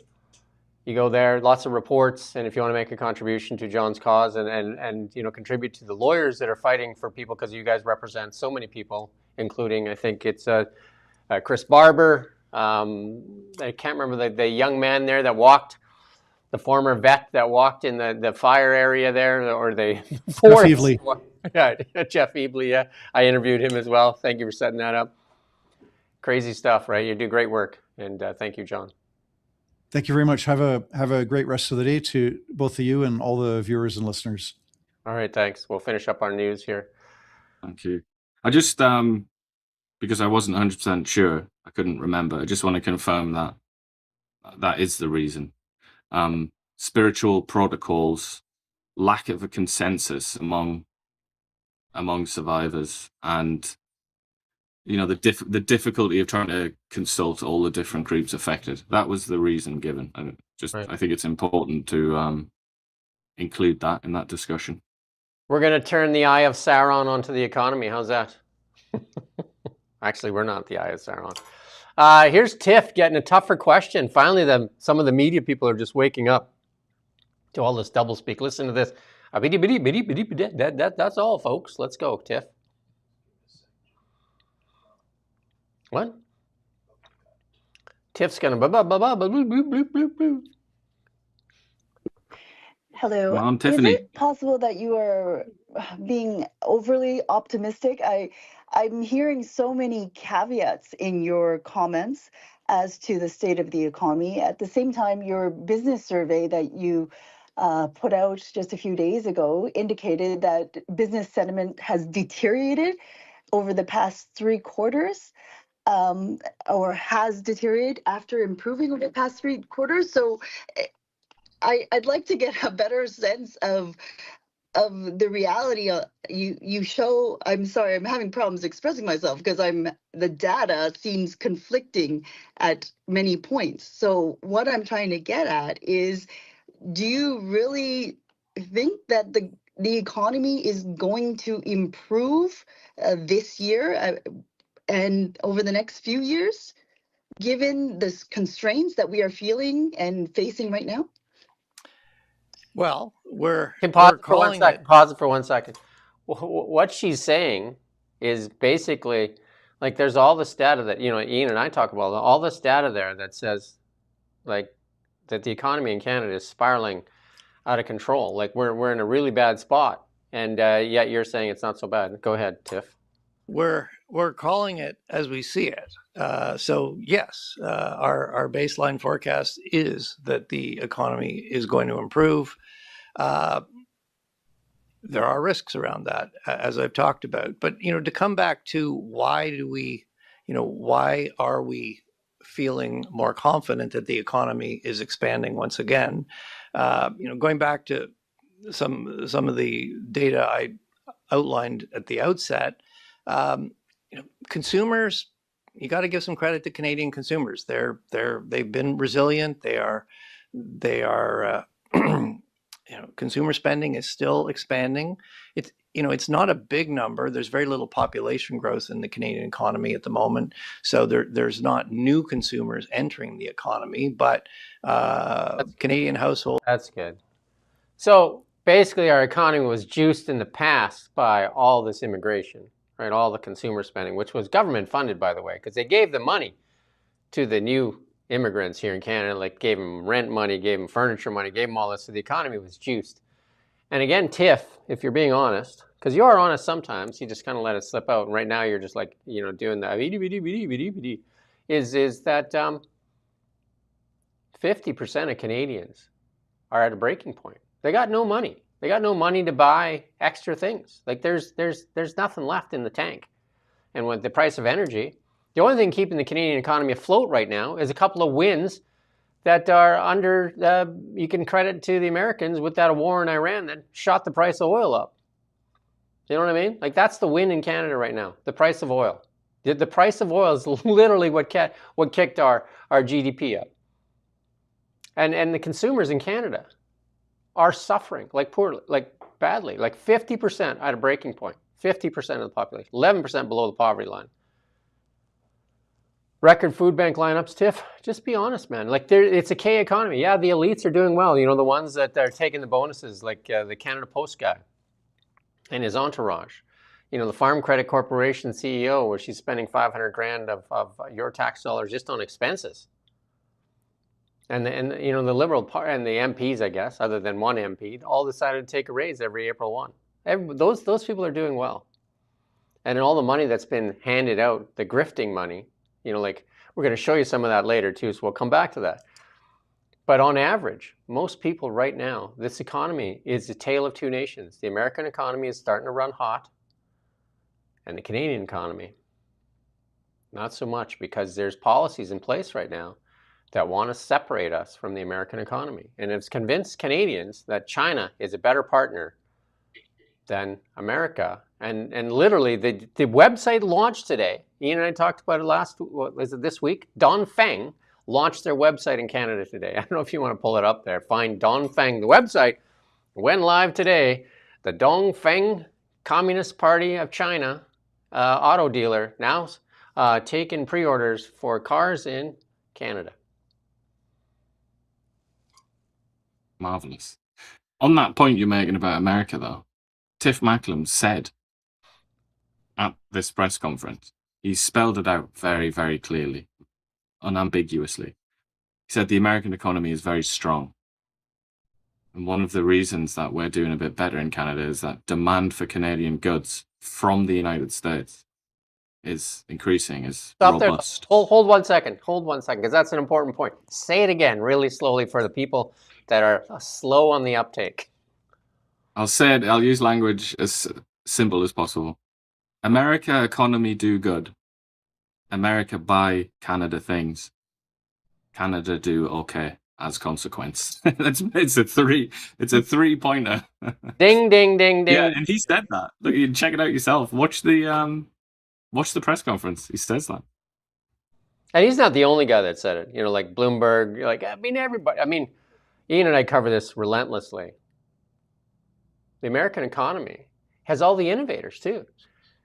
Literally, Mark Carney has all his capital invested in the United States. Mark Carney. And as a reporter, you would say, buy Canada, you have all this. When will you put some investment back into Canada? When will Brookfield put some investment back? And not steal from Canada, but actually, stand at the podium and do something that isn't including government grifting. When? And then 42% of manufacturers moving to the United States. We cover this all the time. This is a story that Ian and I covered yesterday at length. Just because sometimes we've done this. We've talked about things and not included it. And I just want to show our homework. So if I can get the Desert Fox to go here. Let me. So this is 10 minutes and 8 seconds. This is Tiff Macklem. Just in case there's any doubters out there. So 10 minutes, 8 seconds. Mr. Fox. Let's take it away, Tiffy. Boom. they're adapting to this uncertainty. The other thing is that the U.S. economy is strong. That is creating strong foreign demand for our exports. U.S. orders, they are starting to come back. Businesses are, there's some, in some cases like aluminum, businesses are. Told you. I wasn't lying. But Melanie Jolie says no, we don't need them. And it's then, literally the guy who's, We've supposed heard- to not be political, supposed to be an extremely important figure in our economy. He's literally saying that our economy is doing better than we expected. It's doing all right because of America. Because America is doing so well. I think we showed last week, we showed Canadian media saying the American economy is in the toilet. Didn't we? Like, apparently not. Anyway, this one Ian and I talked about at length, and we talked about it forever too. But we talked at length yesterday with Dominic LeBlanc there at that dairy farmers AGM or whatever, and saying that, we'll stand there until, that'll be the hill they want to die on. 9,000 dairy farmers in Canada. Well, this is a piece out of, an opinion piece out of the Financial Post, saying this kind of stuff is bad for Canada. It makes us uncompetitive. And that's a point that Ian and I have made. Like, we have a bunch of uncompetitive industries in Canada. If they were subjected to real competition, they likely wouldn't make it because they're basically fat and lazy. They live in bubbles. And that's our bankers, that's our cell phone companies. Compete in the real world. Rogers, Telus, Bell, compete. Show us that you're better. TD, CIBC, Royal Bank. Like, you go down there and you take money from that side, yet you want a protected environment on this side of the board. Isn't that like ridiculous? Royal Bank and TD have big presences in the United States, yet they want protected environment here in Canada. And this is for the dairy cartel as well. You're paying more for milk, egg, poultry, all that stuff, so that they can have a protected margins, right? So they can have a protected landscape. It makes them uncompetitive because one day there's going to be a government that comes in and that's going to say this has gone on too long because the consumer, the 40 plus million people, are paying the price for a select few. And then, like Ian said yesterday, milk is an essential. And why aren't we trying to make milk as cheap as possible? It's actually a health thing, right? You know what I mean? Like, more milk means bigger, stronger people, healthier people.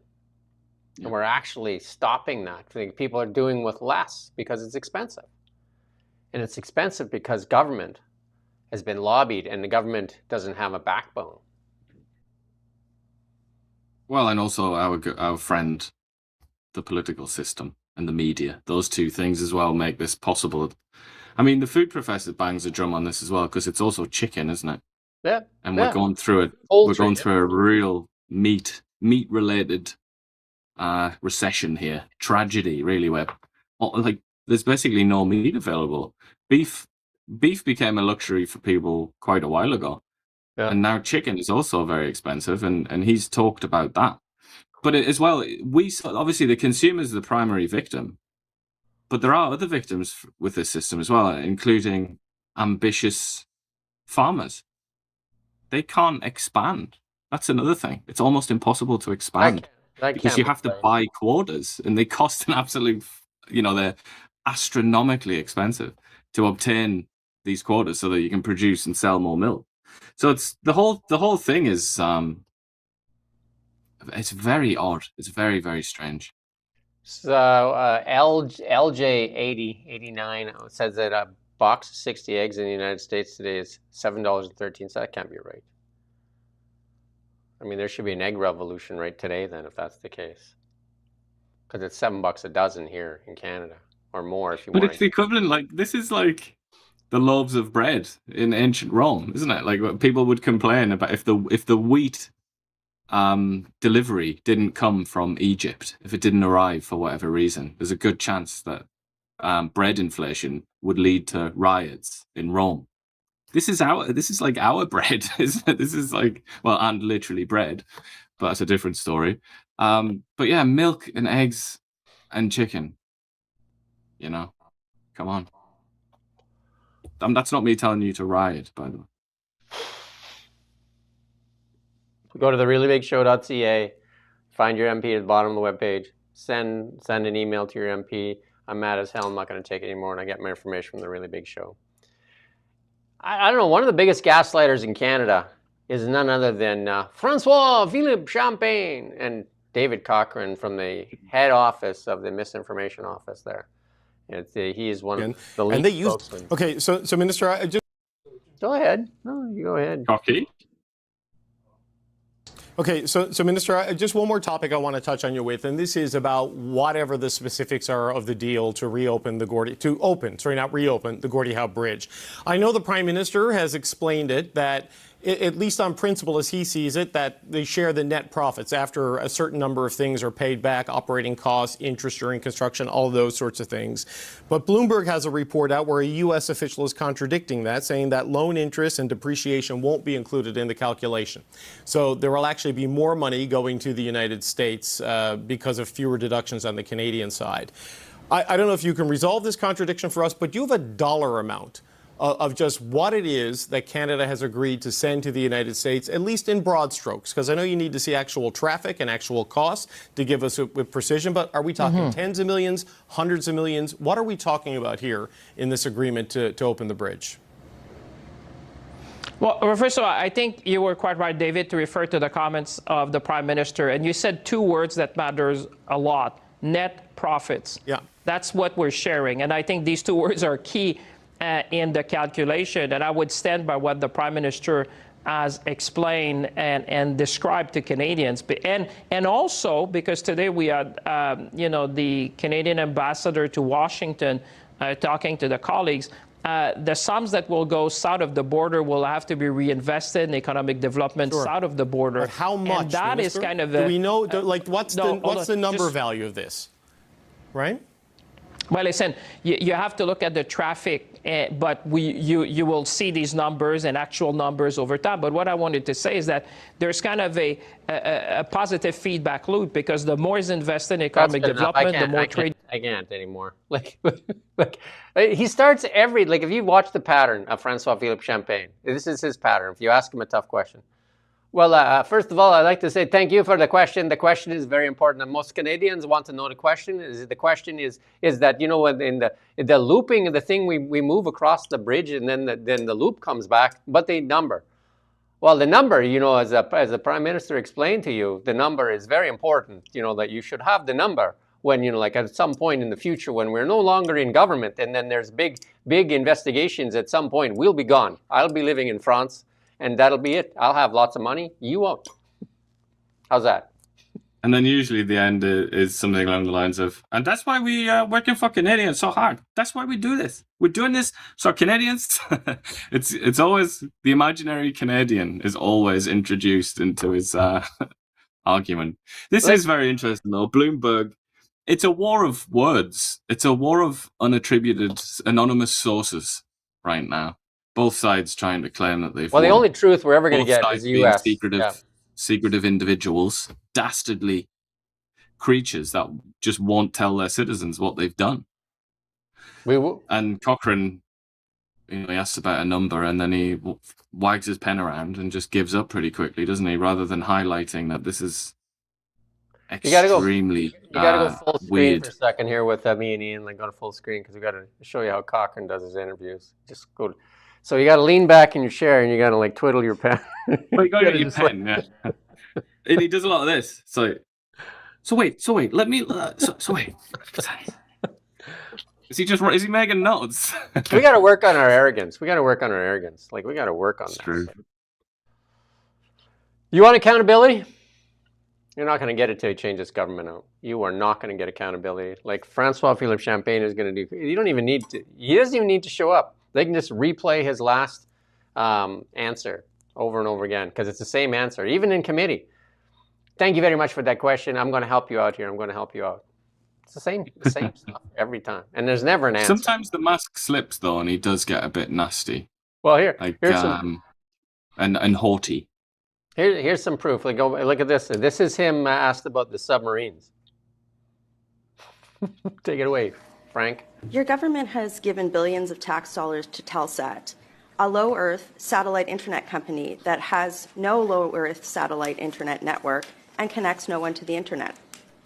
The reason why you said you gave a satellite internet company that has no satellite network and connects no one to the internet billions of tax dollars since 2019 is because they promised to connect Canadians to the internet in 2024. It's 2024. Is it fair to say that 0 Canadians are connected to the internet via Telesat Lightspeed? I would just, well, Ms. Rampel, it's a delight to be in front of you this morning.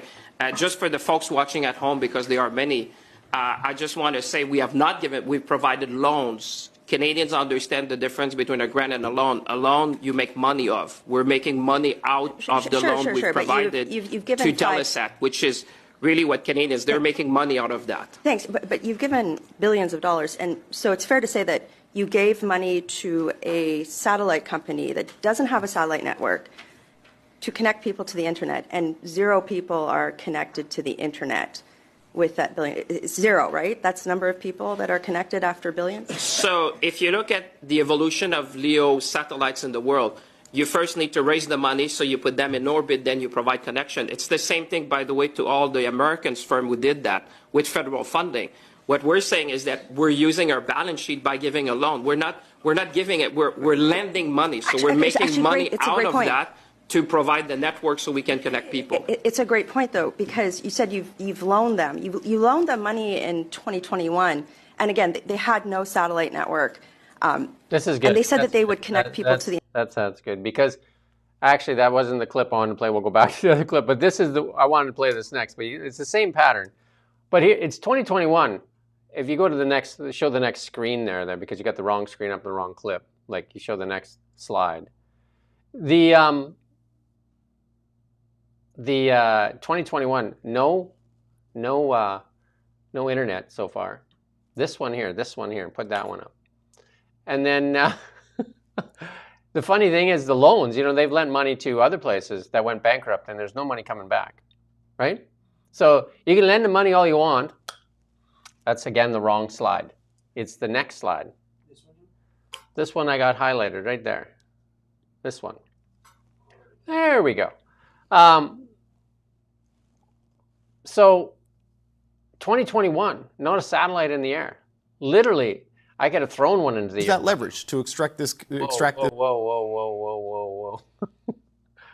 Come Being for the haunted by Cochrane. Yeah. But it's crazy. Over $2 billion. Julie, how many satellites? The studies show that the industrial No sound, though. Just have Julie. How many? There you go, Julie. There you go. Julie's got to rip the sound out of Julie there, because we don't want to give her 2 tasks at once. We want Julie to be, focused on the one task. Comparative advantage. She needs to do what she does well. So now can we play the one with the submarine one? This one here. This one. Dollars to Telesat. A low Earth. Oh, that's the wrong one again. This one. Well, there's 2 different links. Then this one, maybe. I have no idea. See if you can find the submarine one, because it's there. Provision for the costs of purchasing these submarines in our fiscal framework. It's already in the budget. You go back to the budget and you look at the annexes, we have been able to describe in a fair amount of detail. I've seen some people commenting, but I would refer them to the annexes in previous government. So I think it's very clear where we're going and the direction to meet our NATO target.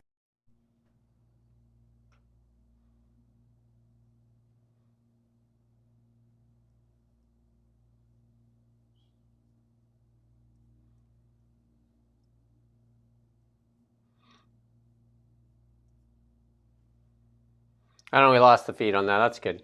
That's good enough. We're just going to move past this section, because we're going to call that the tech thing today. But it's not mentioned in the budget. But all of a sudden, we're going to spend all this money on that. So, I mean, their budget that they talked about in the past there, like I don't even know what the budget's for. It was just something that they could do some photo ops with, right? Where they stand up there and hold the book up there. And absolutely, that's about it. Yeah. I do want to remind people about the jobs that were lost again. We talked about this yesterday. 300 jobs lost in Prince George there. This slide here now. There you go. 300 jobs lost. Catherine Swift putting that out. We talked about it yesterday. Another mill closure in British Columbia. Under the BC NDP, we've seen countless mill closures, complete closures, not shutdowns, closures.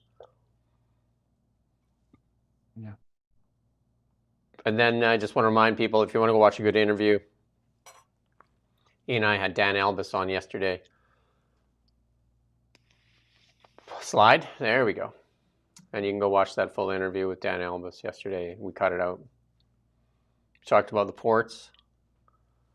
And we talked about a whole bunch of things, actually, with Dan Albus yesterday. Well worth your time to go watch. We talked about the Canada Post bonuses. I think that one is really important to watch. There's getting to be a little bit of blowback on this on the internet. It's starting to pick up some steam. So again, go to thereallybigshow.ca. Go down to the bottom, find your MP, find several MPs. Joel Lightbound would be the one you want to target as well. Joel Lightbound is in charge of the Canada Post. That's his ministry. And send him a letter. Say, I'm mad as hell, I'm not going to take it anymore. Well, Canadians struggle to buy groceries, meat, and dairy because of a dairy cartel. These people are taking bonuses. And they tried to explain on CTV, like what they said to us. They were trying to explain on CTV. Well, that wasn't money from the government. The bonuses was our own money. You don't have any money. You're literally broke. You took another $1 billion. What money do you have? Your money went to the operations. Bonuses come out of excess. You have no excess, but they're saying, oh no, we earmarked that money for us already. Like that was like, we take bonuses first. What kind of business runs like that? Just like, oh, that's bonus money. No, you were short $1 billion. I don't know about businesses, but I do know a very big organization in this country that operates in that fashion. It's called the federal government. Yeah. They do that, don't they? You want another clown show here? There's this cabinet picks Toronto for headquarters. Cabinet has overruled the housing department in opting to locate the head office of the brand new Crown Corporation, Build Canada Homes Agency in Toronto. And staff and internal memos complain that Toronto rents were too high, but a cabinet order designates Toronto as the place where the head office of Build Canada Homes is to be located. Why not? Hey? Commercial rents in Toronto are $60 a square foot or $900,000 annually for this office to house about 150 employees. 150 employees and a big salary for the head of Build Canada Homes. What have they got done so far? That's a good question, right? The memo says Toronto's depth of activity and expertise stands out when you look at major real estate firms. You could say that about any sector of the economy, basically. Toronto's the biggest city. You could use that rationale to put any government building there. Anything. Yeah. But here's Richard Diaz that we've had on the show before. And he says, Canadian housing starts fell to 239. And you know the promise, remember the promise? 500,000. We're going to double housing. We're going to build at speeds no one's ever seen before. And then Jason Jackster, the PBO, came out and said, yeah, you know, with that $4 billion, you're going to literally build, 26,000 homes in 5 years. 26,000 homes in 5 years. A far cry short of 2.5 million that they need to double housing. Because their projections is to do 2.5 million, right? Because it was 500,000 homes, that's 250 a year, right? 250 times 5, right? But as Richard Diaz here says, why'd they make that promise? Why did they say they were going to get 500,000? Like, everybody knew that was bollocks. Everybody. Why would you do it?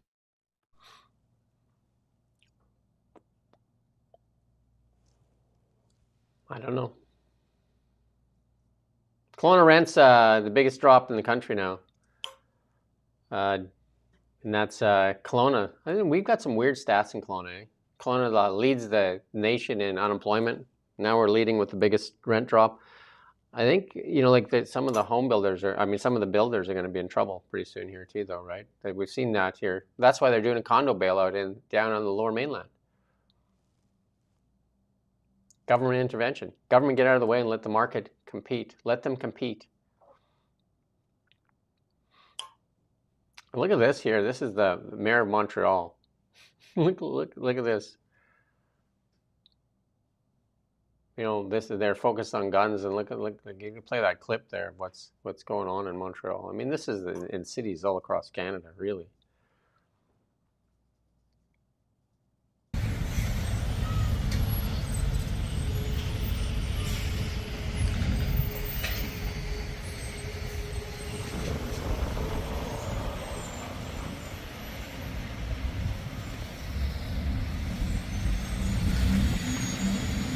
You know what I saw in Tokyo when I was there of this kind of stuff? You got Julie again with no sound? I didn't see any in Tokyo, world's largest city.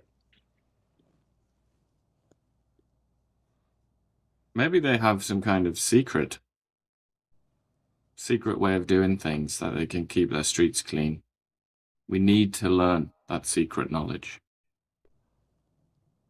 Global news. Global news, we talked about it earlier. Global news is basically leaving Western Canada, really. Corus shutting down news production in Calgary and Edmonton, transferring to Toronto. They shut down in Kelowna. Was it 2 years ago now? I had the news director on from Global BC. Yeah. I mean, they closed their office here a couple of years ago. And can you put their stock chart up there? But in 10 years, this thing was, like if you go a little bit past that, it was almost a $20 stock at one point. It's 3 cents right now. But 3 cents is even misleading because they rolled this thing back. So I think, when they did this debt reorg, the shareholders basically wiped out, right? Because they basically rolled this stock back as well. And it's still 3 cents. That's with liberal rule right there. This is what, if you could see, if CBC had to trade on its own and CTV, you know what I mean? If they didn't have government money in that, and CTV obviously is part of Bell, and Bell has the money-making machine of the protected oligopoly in cell phone technology, and they also have a sports business. But their news would all look like this. This is living off the government. And right now, Global's going to be there with their hand out there because they're going to just what are they going to go to Toronto and just become the mouthpiece for the PMO's office? Those interviews they did there at Christmas there, they were granted interviews. When I interviewed Aaron Pete, he said that he was embarrassed for journalism in that interview.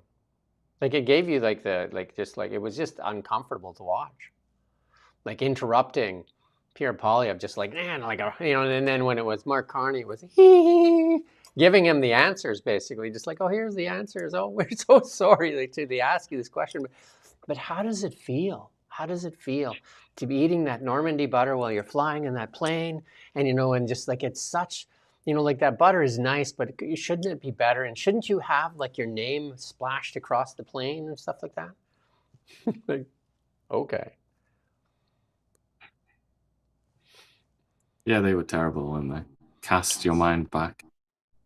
And they lay off people all the time, literally lay people off steady. And this one is going to result in more layoffs as well.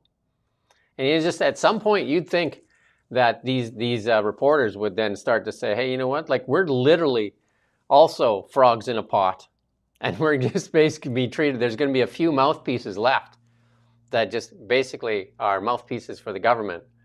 And the reporter on the street, because Global does do some decent stories, like from the reporters that are out in the field just doing the everyday work. And you're going to get less of them and more just mouthpieces. So it'll just become like a global news network where the mouthpiece sitting in the studio there is going to tell you the stuff that the government wants you to hear.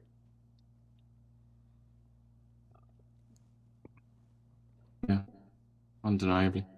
And as they lay people off, we got to remember, the executives took bonuses. Go read their financial statements. They're a publicly traded company. It's right there. It's all laid out there.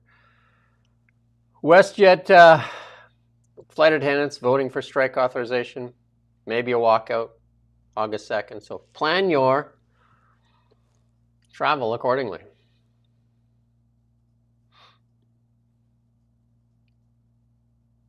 David Cochrane is the mouthpiece du jour. He's like the head of the misinformation office. Well, Rosemary, I think. Rosie there gives him a run for his money. But I think Davey there wants to give her, like, he's trying, like the two of them, I guess, kind of like Ian and I. This is an interesting announcement from Trump. Why don't we do something like that here? Because God knows we need safer highways. Listen to this. To get illegal alien truck drivers who are just killing a lot of people. They can't read signs.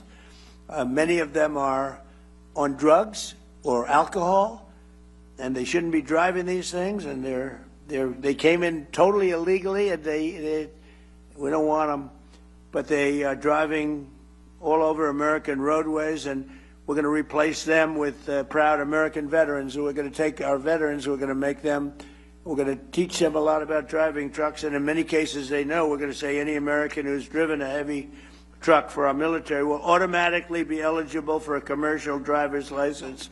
So we're going to get them taken care of. Somebody's going to say, you can't give them the license, they're not trained or qualified. No, you already gave out licenses to people that were not trained and qualified. We've seen the effects of that. We watched that person do the illegal U-turn on an interstate there in Florida and I think it was 3 people or 5 people, decapitate them as they did a U-turn on an interstate and couldn't even read road signs. Thought it was okay to do a U-turn. We've seen it on our highways here in British Columbia. We had Harman Bangu on here talking about it. He was a former truck driver, talking about, like the road safety here in Canada. Like, these things are weapons. These things are like 50,000 pounds, right?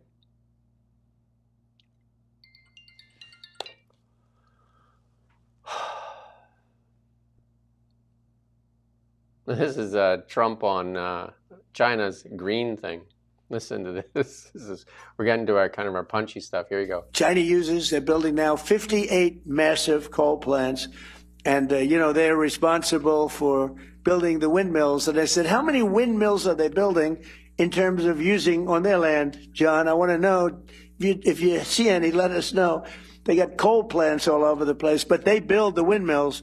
But the only one they have that I know of is one that they want to use. They don't use it in terms of energy. They showed people, look how beautiful this is, as those poor suckers buy those windmills and lose their ass. China they're building now 58 massive coal plants. That's good. It's repeating. Yeah, so what he's saying is they got one demonstration wind farm. Just come on in and check this out. Buy one of these. And they're just like, we don't put those up. I mean, the whole thing is a ridiculous scam, isn't it? If anybody's trying to present the Chinese Communist Party as, really in favor of renewable energy and saving the planet and pity the poor squirrel and things like that. Should we play the clip? That is not. Should we play the clip of Mark Carney? Because Mark Carney and Tim Hodgson both said that China and Canada are leading the world in climate change. They said that. That clip is there. Completely demented. That clip is there live on the internet. I wonder. So the Chinese, apparently the best friends in the whole world that the Chinese have are the Russians, aren't they? Joined at the hip, no limits to their friendship.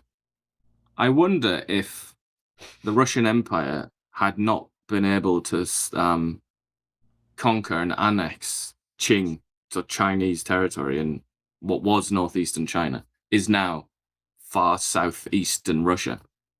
If they managed to hold on to that and hold on to all of the natural resources therein contained, I wonder if the Chinese would still be building solar panels willy-nilly and windmills and whatnot. So in other words, if they had enough fossil fuels for their own economy, something tells me that the answer to that is no, as Julie might say. This one is, the old headline, read all about it, read all about it. Extra, extra, when they used to breaking news. Well, here you go. Put this line up, read all about it. Get it? Read all about it. Joe's written a book. Sure he has. Let's play the clip. Let's play the clip there. Joe's written a book. China they're building now. No. China right down here. It's Joe Biden. It's under Joe here, right there. I'm sure Joe's not putting out Trump clips there, is he?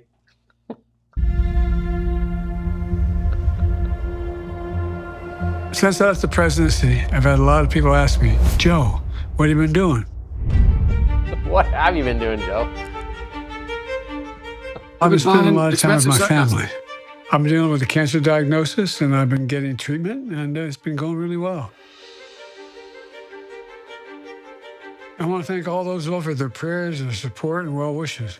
It's meant the world to me and to Jill. I've written a book about my time as president. It's called Promise Me America. It's coming out in November, and it's available for pre-order now. It's about the challenge we face. You can go watch that if you want to watch the whole thing. But Jill was already promoting her book.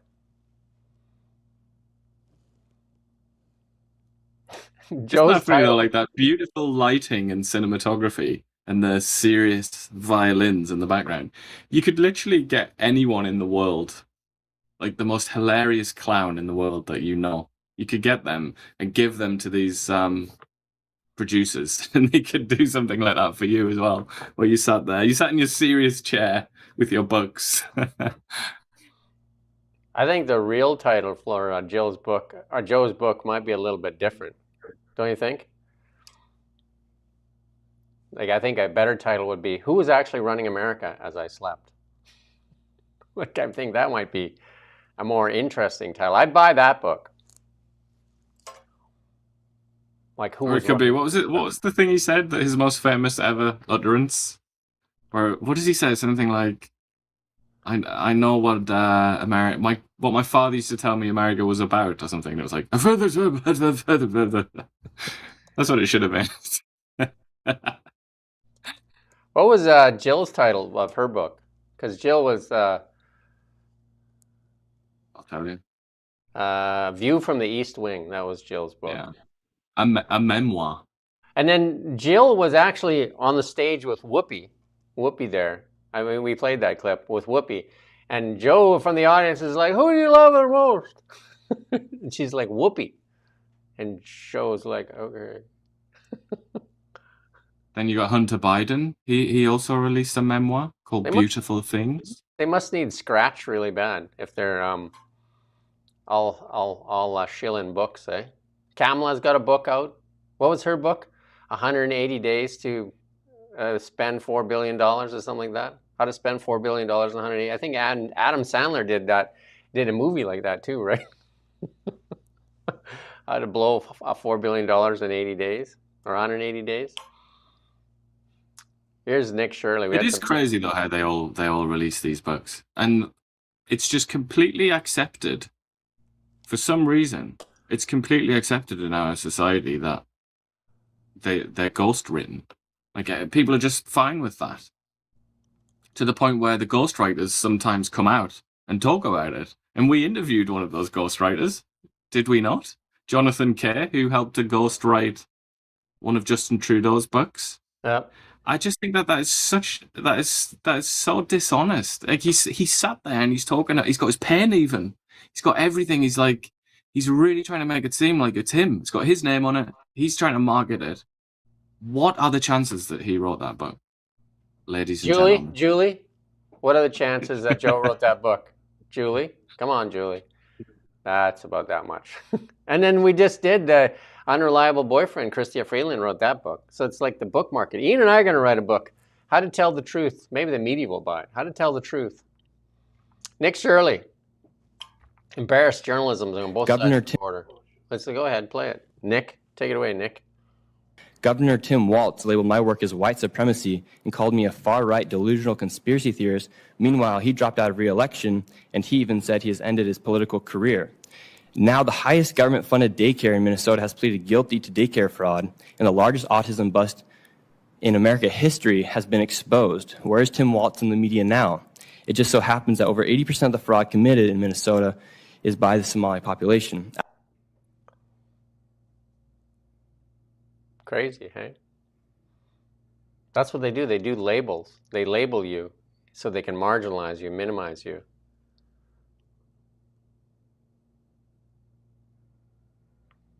Got people complaining about the voices? Hearing the liberals, yeah, hearing the liberal voices. Which is why we should You probably think it grates on, we it should grates dub on them you. before the show in our own voices. Hey, dub them in. You think it grates on you. Just think about what it does to us. We haven't had Jolie in a while. There are some Jolie press I think conferences, but they've we've probably not said, included Jolie, you're done. They're just like, shh, no more talking. That new Democratic top dog there is probably saying Jolie doesn't speak anymore. Yeah. We got some. I mean, to be honest, if you were given that job, you would do the same thing, wouldn't you? I would tell her to shut up. That would be one of your orders. I would say, like, you stop talking. Lena Diab and Gary and the rest of them too, just like, you're done talking. I just want to show you some optimism. Do this without sound here, because we like to show you what the future could hold. And you know, like, we got no healthcare in Canada that you can speak of. Like, when we're sending people to the United States, sending people to Mexico, Turkey, everywhere to get healthcare. And you know that Canadians are going to push back against optimists. But you have a choice between saving your child's life or not. I pick optimists, because I'm done with these excuses. To be honest, I'll just settle for like doing the laundry and stuff. That would be good enough for me.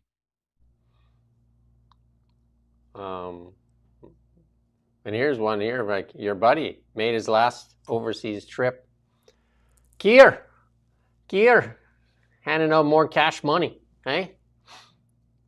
Right in the till one last time. Are they giving them more planes get shot down? And then the Financial Times put this out. The IMF warns Burnham. That's the new guy, right? That, I mean, they haven't picked him yet, have they? But likely that's the guy. The right? Labour Party has given him his, you know, stamp, given him his pass approval. Yeah. Yeah. So they're saying you can't afford to boost public spending, meaning there's no money left. Andy. Which has been the case for a long time, and Andy Burnham's answer to that has been, he said, we can't continue to be in hoc to the bond markets. I believe that's what he said. Thus revealing that if that's really what he thinks, revealing that he literally doesn't know anything about economics, like not even the very, very first thing about economics. And that's quite frightening, actually. And that's one of the reasons that there are still like serious bets being placed on a fiscal crisis, some kind of financial crisis in Britain in the sort of next year or two.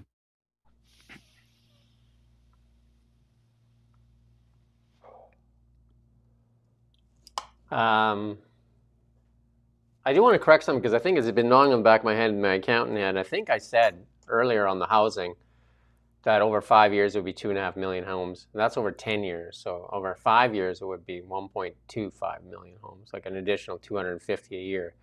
The 2.5 would be the 500 times 5, right? So it's bugging me. I'm not sure if what I said, but it's just something was bugging me. So I just want to clear up the math in case somebody's like going to math check me here. Mathlete. If there's a mathlete in the audience. 1969, this day in history. This day in history, Apollo 11 launches, and that's at 9:32 Eastern Daylight Time. Neil Armstrong, Buzz Aldrin, and Michael Collins on humanity's first journey to the moon. A giant leap that united the world. And that is the old saying. What was the saying? Some people are kind of like confused as to what that was, right? One small step for man, one giant leap for mankind. But supposedly he said something different or something. I don't know. Do you know what the exact term? He wanted to say something different, not that. You can check that. You check that. You fact check that right now. Buzz. That was Neil that made that first step, though. So apparently he actually said that's one small step for a man, one giant leap for mankind. But recordings of Armstrong's Apollo 11 transmission do not provide evidence for the indefinite article, leading to some controversy about whether he said the word or not. Yeah, so controversy. And this one here, 1945, the Trinity test, the first atomic bomb detonation in the New Mexico desert. The U.S. successfully tested the world's first nuclear weapon. A somber reminder, both scientific achievement and heavy responsibilities that come with power. And that was, they dropped 2 atomic weapons on Japan. The first one in Hiroshima. And I believe the second one was Nagasaki. Is that correct? Mm-hmm. Yep. And I mean, so much to be said about that, but tragic, really. Nagasaki is a particularly sad one. Very, very historic city. Strong Christian connection there as well. But anyway, not just the Americans as well. I mean, this is often described as an American creation, but that's not really true. The British were obviously very, very important in this. The Manhattan Project was a British, Canadian, American, collaboration. And a lot of the best scientists that they had were from Europe, various European countries. But the Americans provided the money, obviously. And the Americans dropped it.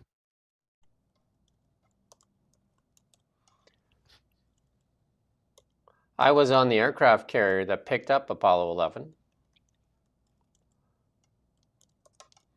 And that Claim was to fame. USS Hornet. That's in San Francisco Bay there. If you ever get a chance to go on that one. It's cool. You can walk it. You can go in there. And that's also, I believe that is the where the Emperor of Japan surrendered his sword. They got the spot marked on the deck there. Where the Emperor... USS Missouri. Is it the Missouri? Yeah, USS Missouri. There you go. Surrendered his sword. There you go. It's also National Cherry Day. Who doesn't love cherry, man? Cherry pie is like one of my faves. Hey? I find it so funny. We've gone from the moon landings, the Manhattan Project, and now we're at cherries. Cherries and gerbils. We've got range. Hey, a guinea pig. Have you ever had a cherry with a guinea pig?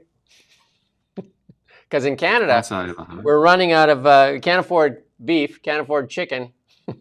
I'd watch out, guinea pig. Well, the people of particularly South America, I believe, used to eat those, didn't they? It was considered it was a staple, guinea pig pie. And then this day in history, Fox did this one. I thought it was kind of interesting. This was that one that just ruined a couple of careers. And remember that kiss cam? Remember that? We're going to play the clip there from that big kiss cam there that ended that guy's career as CEO. And then I think he quit right away, and then she quit shortly after there. And they were making jokes about that at the beginning. They're just like, why did they just duck down like that? I got an idea. If you're having an affair, don't go to a public concert. Hey? Terrible, really. That's it, man. That's our show. That's our show. Everybody just wants to talk about nukes now. Every time. That's such a still a very active point of discussion, isn't it? That I think it's probably under discussed even still. Like a lot of people still haven't made their minds up about it. Well, the deterrent or the nuclear weapon? Well, I mean the nuking of Hiroshima and Nagasaki, but also I guess the creation of it. Very it's still a hot live topic, isn't it? And that Christopher Nolan film about Robert Oppenheimer, that was like, I don't think that was a particularly good film myself, but that was I think there's a reason that was so popular and that it sort of hit the zeitgeist, because people are still really fascinated in the fact that that happened, that we created that technology and used it. Yeah, I mean, I've gone the full gamut on that thing too, as well. As a youngster, definitely had a different opinion of what happened there, right? But I was in that trip to Tokyo kind of opened my eyes to, Japan is a beautiful country, like absolutely beautiful. Clean, beautiful. I mean, it's amazing, and everything seems to work like wow. But I'll tell you one thing though, because my daughter was like, because she came with us, was like, oh, it's my son too. The 7-Elevens are the place. Everybody goes to eat at 7-Eleven. I was just like, okay, like 7-Eleven is like this hot place to get an egg salad sandwich. No, and they made a big deal about it. The 7-Elevens in Canada now have the egg salad sandwich that comes from Japan. No, it's just a mush sandwich, like mush. 7-Elevens are very big in Thailand as well. Yeah, no, I mean the it's like 7-Eleven a is tons cultural of thing food. in that neck of the woods. A lot more healthier foods than like the 7-Eleven here, because most of the 7-Elevens here are just like aisles of candy, right? Candy, and then you got this deep fryer kind of center at the front there with corn dogs and those hot dogs that have been spinning there. Hot dogs that have been spinning there for about 3 weeks, right? You're just like, is that green? And they're saying, no, that's an Irish hot dog. $20 egg salad mush. Is that how much it costs in Canada? Yeah, it's a Japanese company that owns 7-Eleven now. Yeah. Well, a Canadian company wants to buy it. I tried, didn't they?